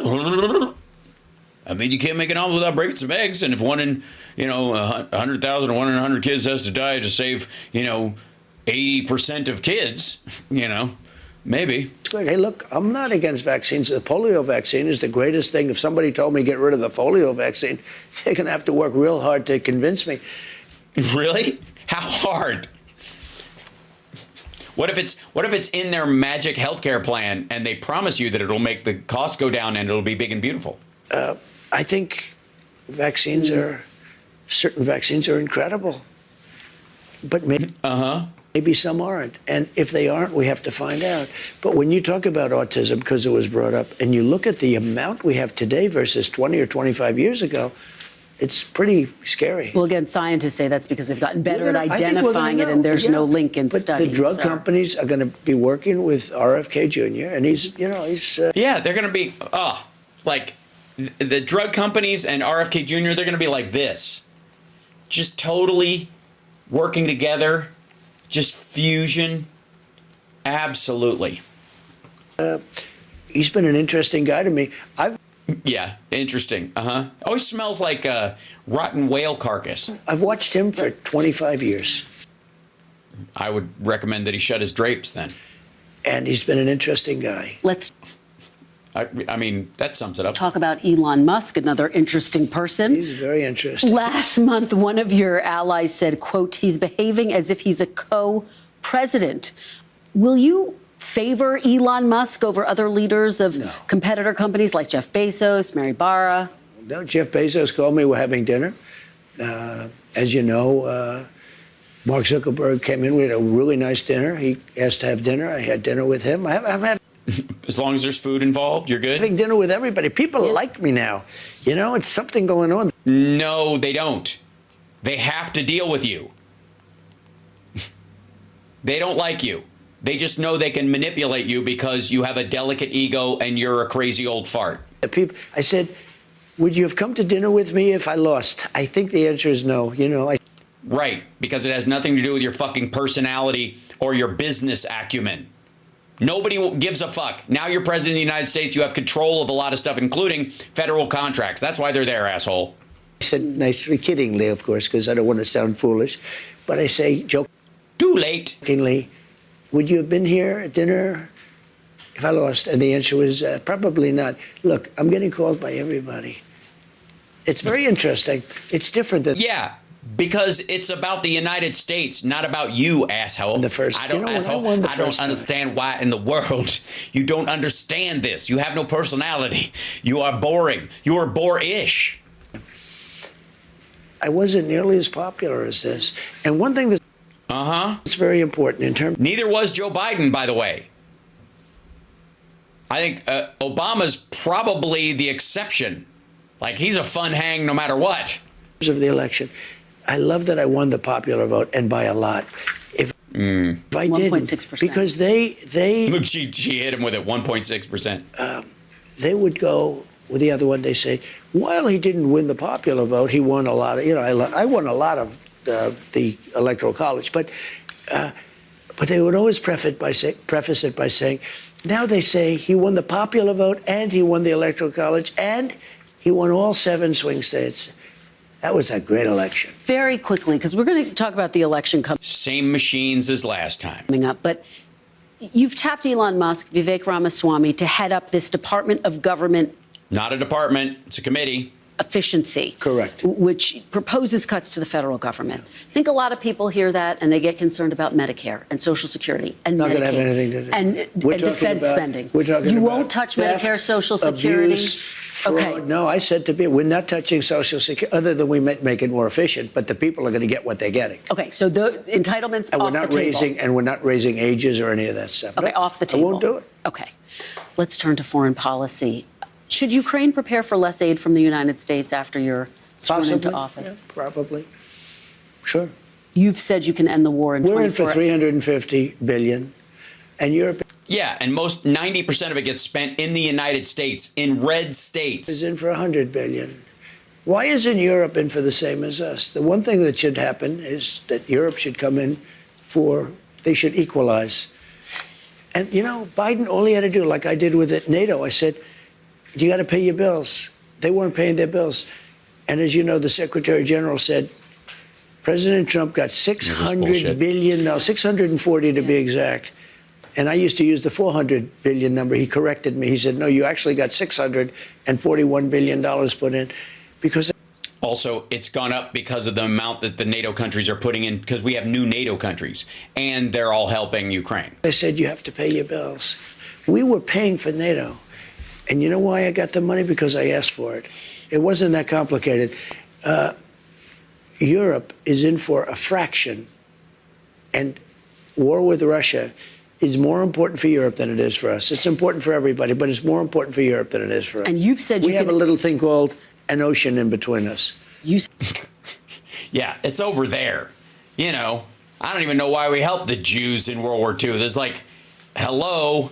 Said you can end the war in 24 hours. You've even said you want to try to end it before you're sworn into office. I'm trying to end it You're if I actively can. trying to? I am. Have you talked to President Putin? No, I have not. You haven't talked to President Putin No, I have since not. you've been You elected? mean, well, I don't want to say that, but I haven't spoken to him recently. So you've spoken to President Putin since you've I been don't elected? want to say that. I don't want to say anything about that because I don't want to do anything that could impede the negotiation. Why would saying whether you talk to him or not as an incoming president impede the negotiations if you're trying to stop a war? Why? But you I want to have stop talked it. about Let me the tell other you what I world have talked leaders. about. I want people to stop dying. Okay, well then tell Russia to get the fuck out. Let me tell Okay. you. There are people being killed in that war at levels that nobody's ever seen before. You have to go back to the Second World War, and even that, if you take a look at, and you know what? Yeah, it was supposed to take 6 days. Isn't your buddy Putin like top of his game, sharp as a fucking tack? It is. It's the soldiers largely. Yeah, that happens in war. I've heard that. I've heard that by and large, usually in a war, soldiers are the biggest casualty. The cities have been emptied out and demolished. The country has been demolished. Also, no, it hasn't. If I won that election, which you know how I feel about it, I won't get into it because we don't need to start that argument. I think it's an easy argument. It was really proven even more conclusively by the win that I had on this one. But you did had go to court, I, sir. You did. well, that's your opinion, Yeah, but I okay. disagree with it. Had I kept control, number one, Israel wouldn't have happened. Number two, Ukraine would have never happened. It would have never happened, Ukraine, Russia. But the number of people that are being Again, gibberish. killed, soldiers, young. Yeah, we're not killing them. Who gives a fuck? Why is that the standard? They attacked an allied country that we promised we would, if they got rid of their nukes, we would protect them. End of fucking discussion. In 1997, Russia and NATO signed the Russia-NATO founding documents, which said that anybody who wants to join NATO can join the fuck NATO if they want to. Nobody cares. Up to them. Russia did CSTO expansion the entire fucking time. Nobody is forced to join NATO. It's all like you have to have permission from the other member states. This idea that like NATO expansion is something that they had to push back against. Fuck you. They said okay to it in 1997. And when Ukraine got rid of their nukes, we promised we would protect them in exchange for them denuclearizing. That was the point. Beautiful soldiers, hundreds. Also beautiful. What are you talking about? Like in a lot of cases, we're talking like Russian rapists being released from prison fighting this war. Of thousands of people are being killed. And you know, it's very interesting. Yeah, and your buddy, Vladimir Putin, started this for no other fucking reason than he wanted to. Level, totally level, the battlefields, totally level. You know what's happening? Yeah. The only thing that stops a bullet, you know what it is a body, a human body. What? Why? Because they're fighting on a plane? Is that the idea? There's no high ground? What the fuck are you talking about? What do you think urban warfare is, motherfucker? What do you think? There's not a single bullet in any of these buildings. And the people that are being killed, hundreds of thousands on both sides. Russia's lost probably 500,000. Devastating. Ukraine's lost higher than they say, probably 400,000. You're talking about hundreds of thousands of... Yeah, we know, asshole. And you would slow walk Ukraine's defense to protect Russian soldiers who started this shit? bodies laying all over fields. It's the stupidest thing I've ever seen, and it should... Right. Call Putin, tell him to get the fuck out. It's not his country. Piss off. Sign trade agreements. If you want to transit their land through Crimea or the Donbass, ask permission. Pay a fee. It would have cost you a lot less. It had never been allowed to happen. Biden should have been able to stop it. Sir. How? By what? I mean, he says that he threatened Moscow, that if they tried to do it, he would bomb, he would bomb Moscow, with like nuke it or something, which is horseshit anyways. How? What do you do? How do you stop him? If he wants to do it, what are you going to do? How are you going to stop him from doing it? Sanctions? Will the United States stay in NATO while you're in office? In where? NATO. Do you commit that the United States will remain a member of NATO while you're in office? Again, they have to pay their bills. If they pay their bills, absolutely. But not if they don't pay their bills. But NATO's taken advantage of us because we were... Look, two things. Number one, they take advantage of us on trade, meaning the European nations, okay, like terrible. They don't take our cars. They don't take our food product. They don't take anything. They take... It's a disgrace. And on top of that, we defend them. So it's a double whammy. So let me just tell you, I was able to get... Motherfucker, we're not... This isn't a protection racket. You lame-ass wannabe third-tier C-grade mafioso. Hundreds of billions of dollars put into NATO just by a tough attitude. I said to the countries, I'm not going to protect you unless you pay. And they... Just tough attitude. Well, no, because... The reason he ultimately didn't do it, he could have done it because he was president of the United States. It wasn't just some rando American writing an op-ed about it. Started paying. And that amounted to more than $600 billion. It's a big thing. Otherwise, they wouldn't even be fighting. They wouldn't have any money to fight. Yeah, they would. And also, so again, if you undermine them and you're like, we're not going to protect you, then you're just basically opening it up that if Russia or another country wants to engage in war, they just have to wait until everybody's lulled into a false sense of security and is spending their money on other stuff because they've got to build up their industries or they got to protect their farmland or they need, they suffer a natural disaster. They're paying their bills, and if I think they're doing they're treating us fairly, the answer is absolutely, I'd stay with NATO. But if not, you would consider the possibility of getting it. Absolutely, yeah, absolutely. Let's turn to the Middle East now, sir. There are still American hostages being held in Gaza. Yeah. You said this week that if the hostages aren't released before Inauguration Day, quote, there will be all hell to pay. Correct. What exactly did you mean? And do you still think that the hostages are alive? Also, it's there will be hell to pay or all hell's breaking loose. This all hell to pay shit annoys me. I know. Compared to the other stuff, it's minuscule, but it matters. How did you know there's a Sparks, Nevada? Of course I did. I'm going to be mayor one day. I don't know. I'm not a big believer in the fact that there are too many of them living, sadly, because I've seen the way they've been treated. I talk about the young girl that was pulled You have? by her hair violently and thrown into the back of a car like she was a sack of potatoes. And I said, that's hatred. And then I said, how did that young girl do? Beautiful young girl just dragged by her hair. You remember, blood pouring all over her body. You can imagine the parents thrown into the back of a car by some horrible guy. And I said, how is she? She's dead. She died. Yes, she was dead by the time she reached the main road inside of Gaza. They spit and kicked on her as they drove her through town. That's her. I don't think you have as many. I mean, I hate to say it. I think you have far fewer hostages than people think. Really?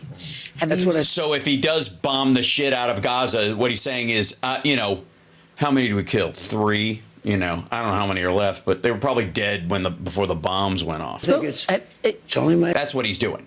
Honestly, that's what he's talking about. The idea is that if I nuke the place, even if there were a couple left alive, they probably weren't, and you're never going to find them anyways. So we're going to find them under some rubble. They were probably dead already. That's what he means. But Okay. I've been right on just about everything. No, he hasn't.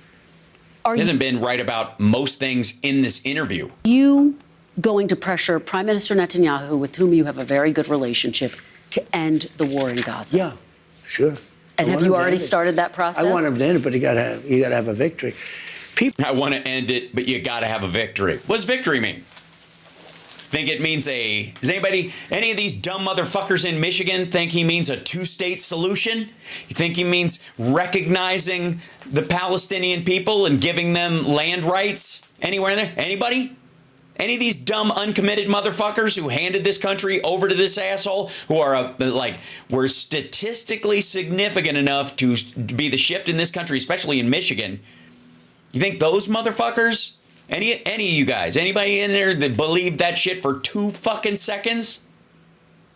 What he means is we got to have a victory, but the kind of victory where, the Palestinians have a right to return and they can rebuild and the UN moves in and get the fuck out of here. People forget about October 7th. That was as violent. And you know what's happening? I noticed that a lot of people are saying, it never really happened. That's like the Holocaust. You have Holocaust deniers. Now you Yeah, you had fucking brunch with a few of them. have October 7th deniers, and it just happened. No, October 7th happened. And I've seen the pictures. What happened is horrible. You've seen the pictures. We all have, motherfucker. We know about the emotional responsibility. The thing is, are you capable of even processing a measured response? If China invades Taiwan on your watch, are you committed to defend? Wait, you're just going to fucking drop that shit? What do you mean you got to have a victory? Hang the fuck up. Wait. No. Don't move forward. What's wrong with you? When he says, yeah, I want it over, but you got to have a victory, what the fuck does that mean? What's your standard for victory? What do you mean? You mean everybody dead? Do you mean victory means there's no more Gaza and it's now part of Israel? The Golan Heights were a part of Lebanon that Israel took and nobody would recognize. Now they took territory in his presidency from there. And that was one of the kickoff points, for fuck's sake. So what do you mean by you gotta have a victory? What do you mean? You got no baseline. I never say. Still won't say. I never say because I have to negotiate things, right? Can you just say if you'll defend it? I'm not saying if the U.S. military. I'd prefer that they don't do it. I have a very good relationship with President Xi. We have been communicating. I prefer that they don't do it. With each other. Since you were elected? Yes. And you sent that message? Since like 3 days ago. Yes, we communicate. And you sent that message to him, don't invade Taiwan? We didn't talk about that. Okay. We talked about other things. Yeah, other things like? But I have a very good relationship. Like? Other things like what? Welker. Other things like what? Did he threaten him with tariffs? Or did he say, don't worry about the tariff shit? Relationship. Are there notes? Can we have a statement on what your conversation was like? And I hope he doesn't do it. This week, I hope. Motherfucker. Federal court upheld a law that could result in TikTok being banned. You said you're going to rescue TikTok when you get into office. Are you going to take steps to protect it? Yeah, the problem with TikTok is I don't need it anymore. I was using it for the election, but now I don't need it. So, yeah, I can go back to being a hardliner. And as you know, I used TikTok very successfully in my campaign. I have a man named TikTok Jack. He was very effective, obviously, because I won youth by 30%. All Republicans lose youth. I don't know why. Maybe it's changing. And last time we were down 30% with youth. This time we're up 35% with youth. And I use TikTok, so I can't really, I can't totally hate it. It was very effective. But I will say this, if you do that, something else is going to come along and take its place. Well, yes, an American company is the idea with American privacy rights and an algorithm you can actually look at. That's the fucking point. We already have it. You have Snapchat. Shit, you could bring back Vine. They're the same fucking things. Jesus Christ, YouTube Shorts, Instagram Reels, and Facebook Shorts all run on the same system. They just don't have an evil algorithm behind them. Not an eagle algorithm, which would be very different. And maybe that's not fair. What they're doing, and really what the judge actually said was that you can't have Chinese companies. In other words, they have the right to ban it if you can prove that the Chinese companies own it. Yeah, we know. What are you going to do? And here's the thing. If a Chinese company owns it, how do you feel about it? Do you think that's okay? Do you think it's okay that there's a foreign country running a very popular social media platform with a hidden algorithm that is programmed differently than the one that they have in their own fucking country? That's what the judge actually So are you going to try to protect TikTok just very quick once you're in office? I'm going to try and make it so that other companies don't become an even bigger monopoly. Okay. What? Sorry, you're going to protect TikTok from competitors. What else? How else are we supposed to take that? Fuck are you talking about? He's going to make sure that TikTok doesn't go away, so Facebook or an Instagram together with the Reels and the Shorts on YouTube or whatever don't grow or something. They're American companies, fuckwad. What do you care? Your idea of anti-monopoly practices to make sure that that people don't have a monopoly is to make sure that there are enough foreign companies competing with us? What was all that fucking washing machine bullshit at the beginning of this nonsense? Because that's what happens. What? No, it doesn't. No, it doesn't. We don't have big tech. We don't have fucking... She is a strong man. Uh-huh.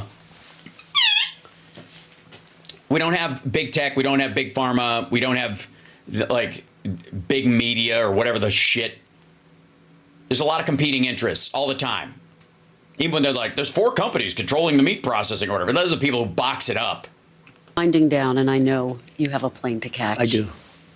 This is your first interview since you won the election. Congratulations. Yes, I hope congratulations you do well. to you. I hope you do well with it. Yes, and Sir, Narrator.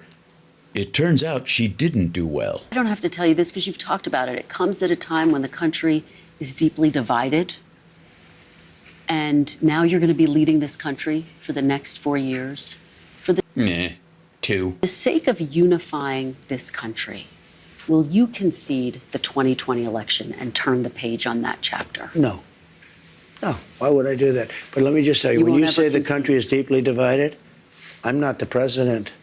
Joe Biden's the But president. you're going to be the president. No. I'm not the president. So when you say it's deeply divided, I agree. But Biden's the president. I'm not. All right. Yeah. Okay. You know what? At this point, I think she just needs to speak slower. And he has been a divider. And you know where he divided it more than anything else, and it probably backfired on him, I think definitely, is weaponization. When he weaponized the Justice Department and he went after his political opponent, me, he went after his political opponent violently because he knew he couldn't beat him. Violently? You're alive, motherfucker. And I think it really was a bad thing. And it really divided our country. Sir, Democrats have control of the White House now. They didn't in 2020. If they are going around stealing Republicans. elections, why When you didn't say they do it Democrats this have time? control now, Of the White House. Yeah. So why didn't they steal this election? Since they have more power. Yeah, that would. All right, finally. She sneaks one in at the tail end. Why do you, yeah, when they're out of power and you're running things, they're able to steal it. When they're in power, they lose. So if they were ever going to steal it, wouldn't they steal it when they're already in charge? Now. because I think it was too big to rig. It wasn't, though. It was a 1.6% margin, 1.5. It wasn't too big to rig. It was a smaller turnout. So you won't. Too big to rig. To the people who say that you're now directing your Justice Department to investigate 2020 no, and they want to move on. I have very capable. Is that I think a Pam good is going to use be of great. precious resources? By the way, is that what you just so want them know, to do? Just so you know, I have the right to do that, but I'm not interested in that. Oh, you're I not. wanna- You're not I gonna wanna do that. I'm not interested. She's re-asking it to see if he'll give a different variation on the question. Like, and this was an edited thing or whatever. So she's going back at the tail end of the interview, back to take another bite at the apple to see if she can get she can get a slip out of him. I suppose maybe we'll get something in the last 6 minutes. I have the absolute right. I'm the chief law enforcement officer. You do know that. I'm the president. But I'm not Not yet. interested in that. You know what I'm interested Not yet. in? Drilling and getting prices down and stopping people from pouring into our border that come from prisons and mental institutions. Well, that should be easy because it's in your fucking head. So it's like all the Republicans who suddenly think the economy's doing better just because he's going to be president. They're like, I feel so much better about the economy. You're like, okay. Last two questions here. One of the things that made this campaign unprecedented and My second to last question is, what is that smell? extraordinary were the horrific attempts against your life. 2 assassination attempts. Do you feel Well, 1 1/3. safe going into the White House I do. for the next 4 years? Why? I have confidence in Secret Service.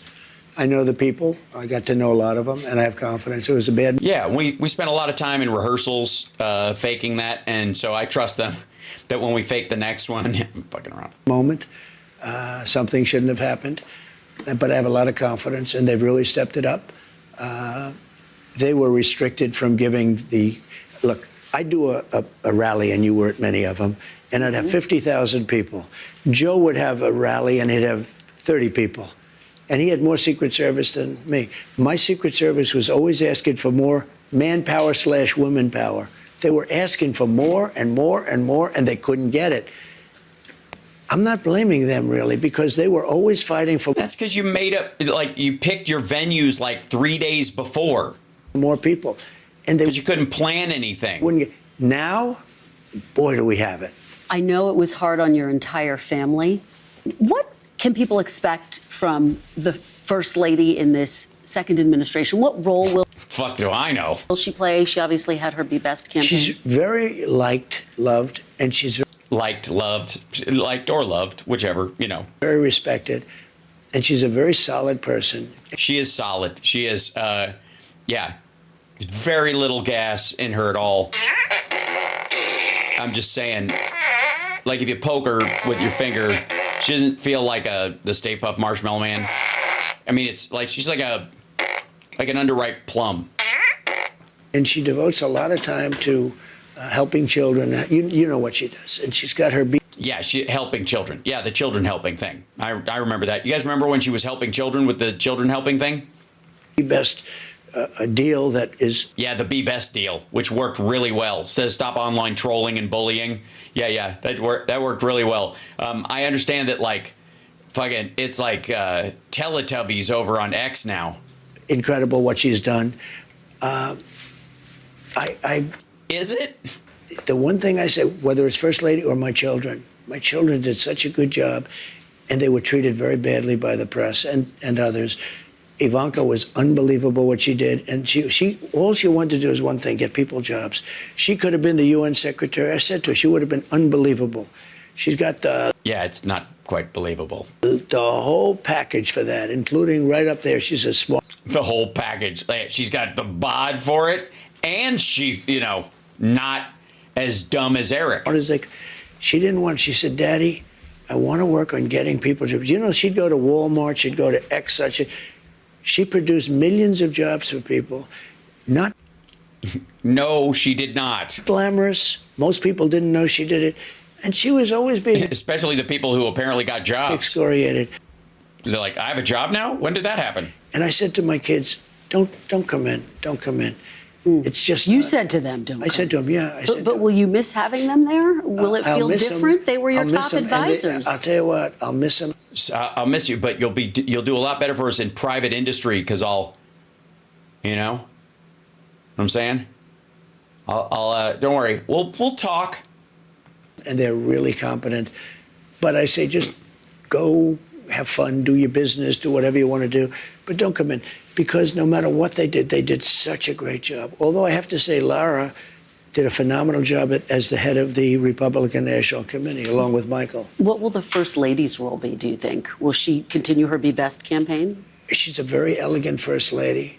She was a very successful woman before that in the modeling. Yeah, as women, if you're womaning, yeah. And other things, but in the modeling, very successful. Yeah, in the modeling, absolutely. When she's on the TV doing the modeling. Successful. She was very successful at being female. The press, I can't say treated her unfairly. You know why? Because she's very popular. You would think if the press was unfair, like to me, the press was obviously unfair to me. The press, no president has ever gotten treated by the press like I was. And yet.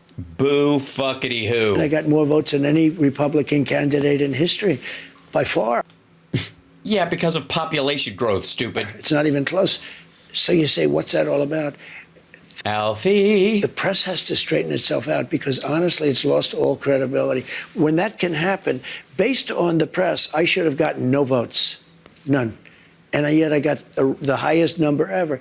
And the reason is because I'm able to go on a show, even like yours, even though you're very hostile, I'm able to go on a show like yours. No, you are. Well, hopefully you thought it was a fair interview. We covered a lot of policy ground. It's fair only in that you allowed me to say what I say. But, the answers, the questions are, pretty nasty.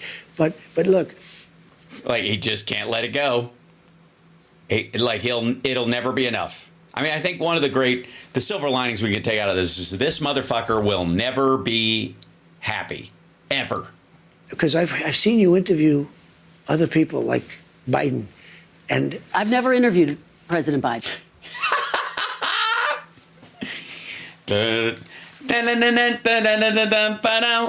Bonk. Let's see that one again. Other people like Biden, and I've never interviewed President Biden. Actually. When I say you, I'm talking metaphorically. The royal. Well, I've seen you, and when I say you, I don't watch you. I just mean you, the press. Fuck me. Jesus Christ. Okay. I've seen George Stephanopoulos interview Biden, and he's a tough interviewer.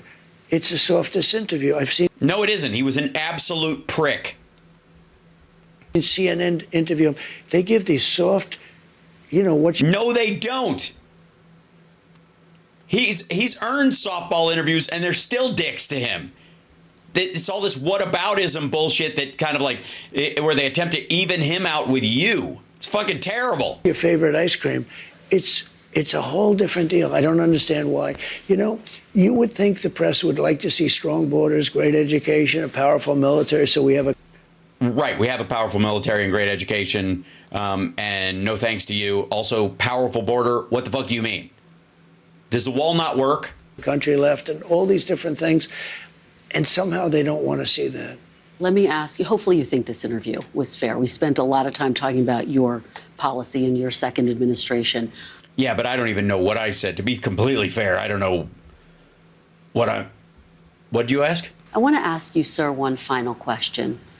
What do you want to say to Americans who didn't support you in this campaign? I'm going to treat you every bit as well as I have treated the greatest MAGA supporters. There's never been anything like MAGA in the history of this country.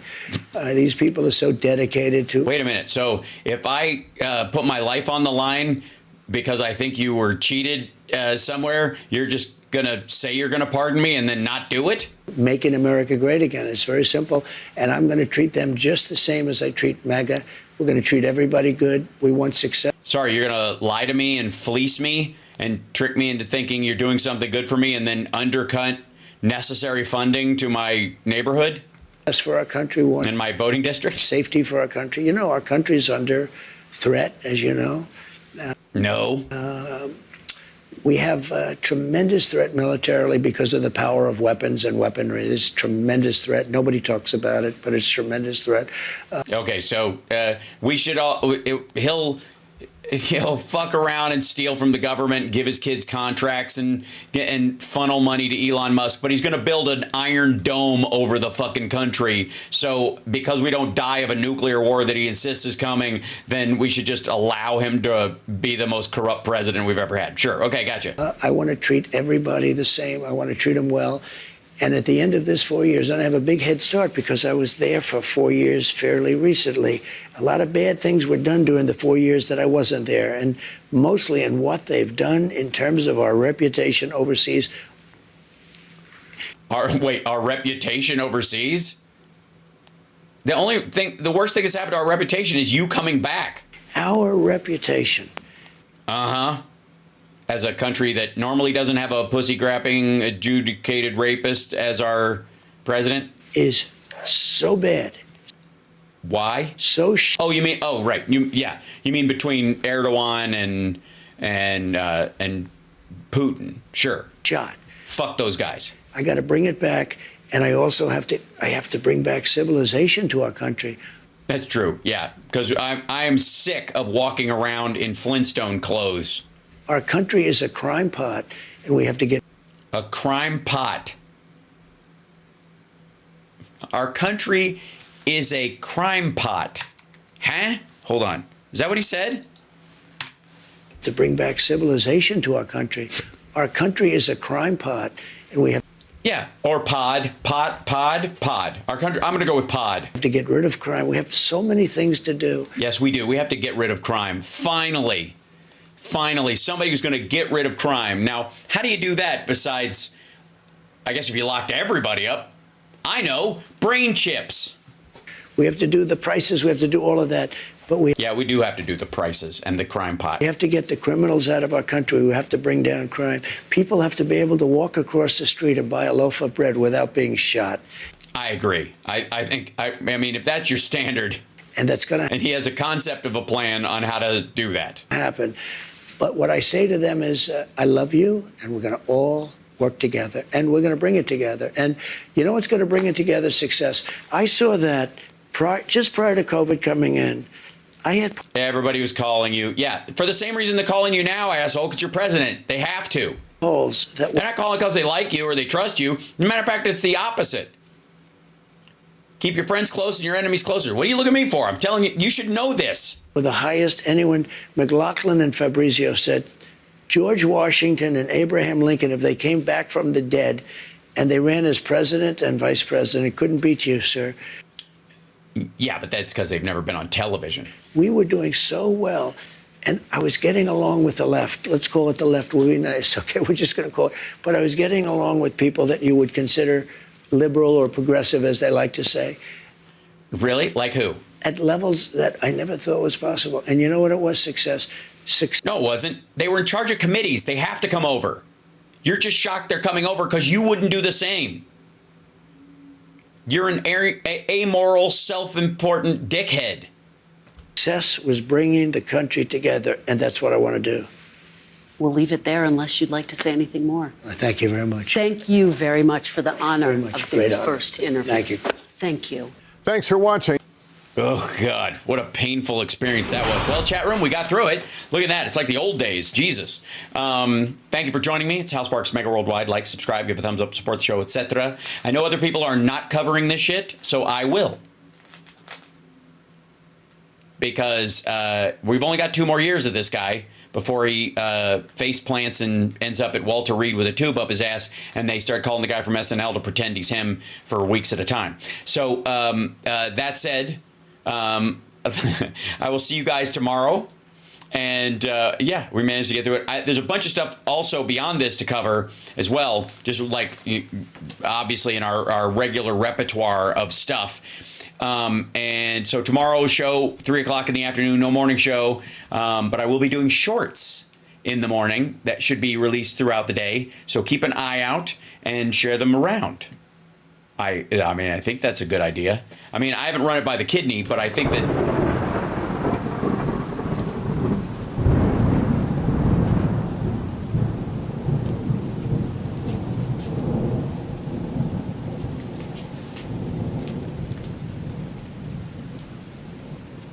The kidney has a very special place in the heart. Ah, yes, that is true.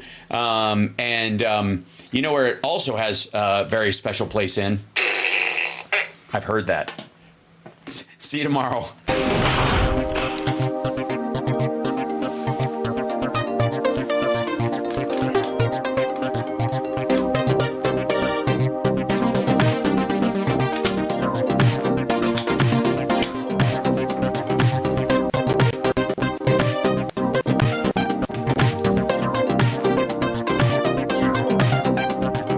Instagram. Throw a comment on here if you feel like it. I'm out.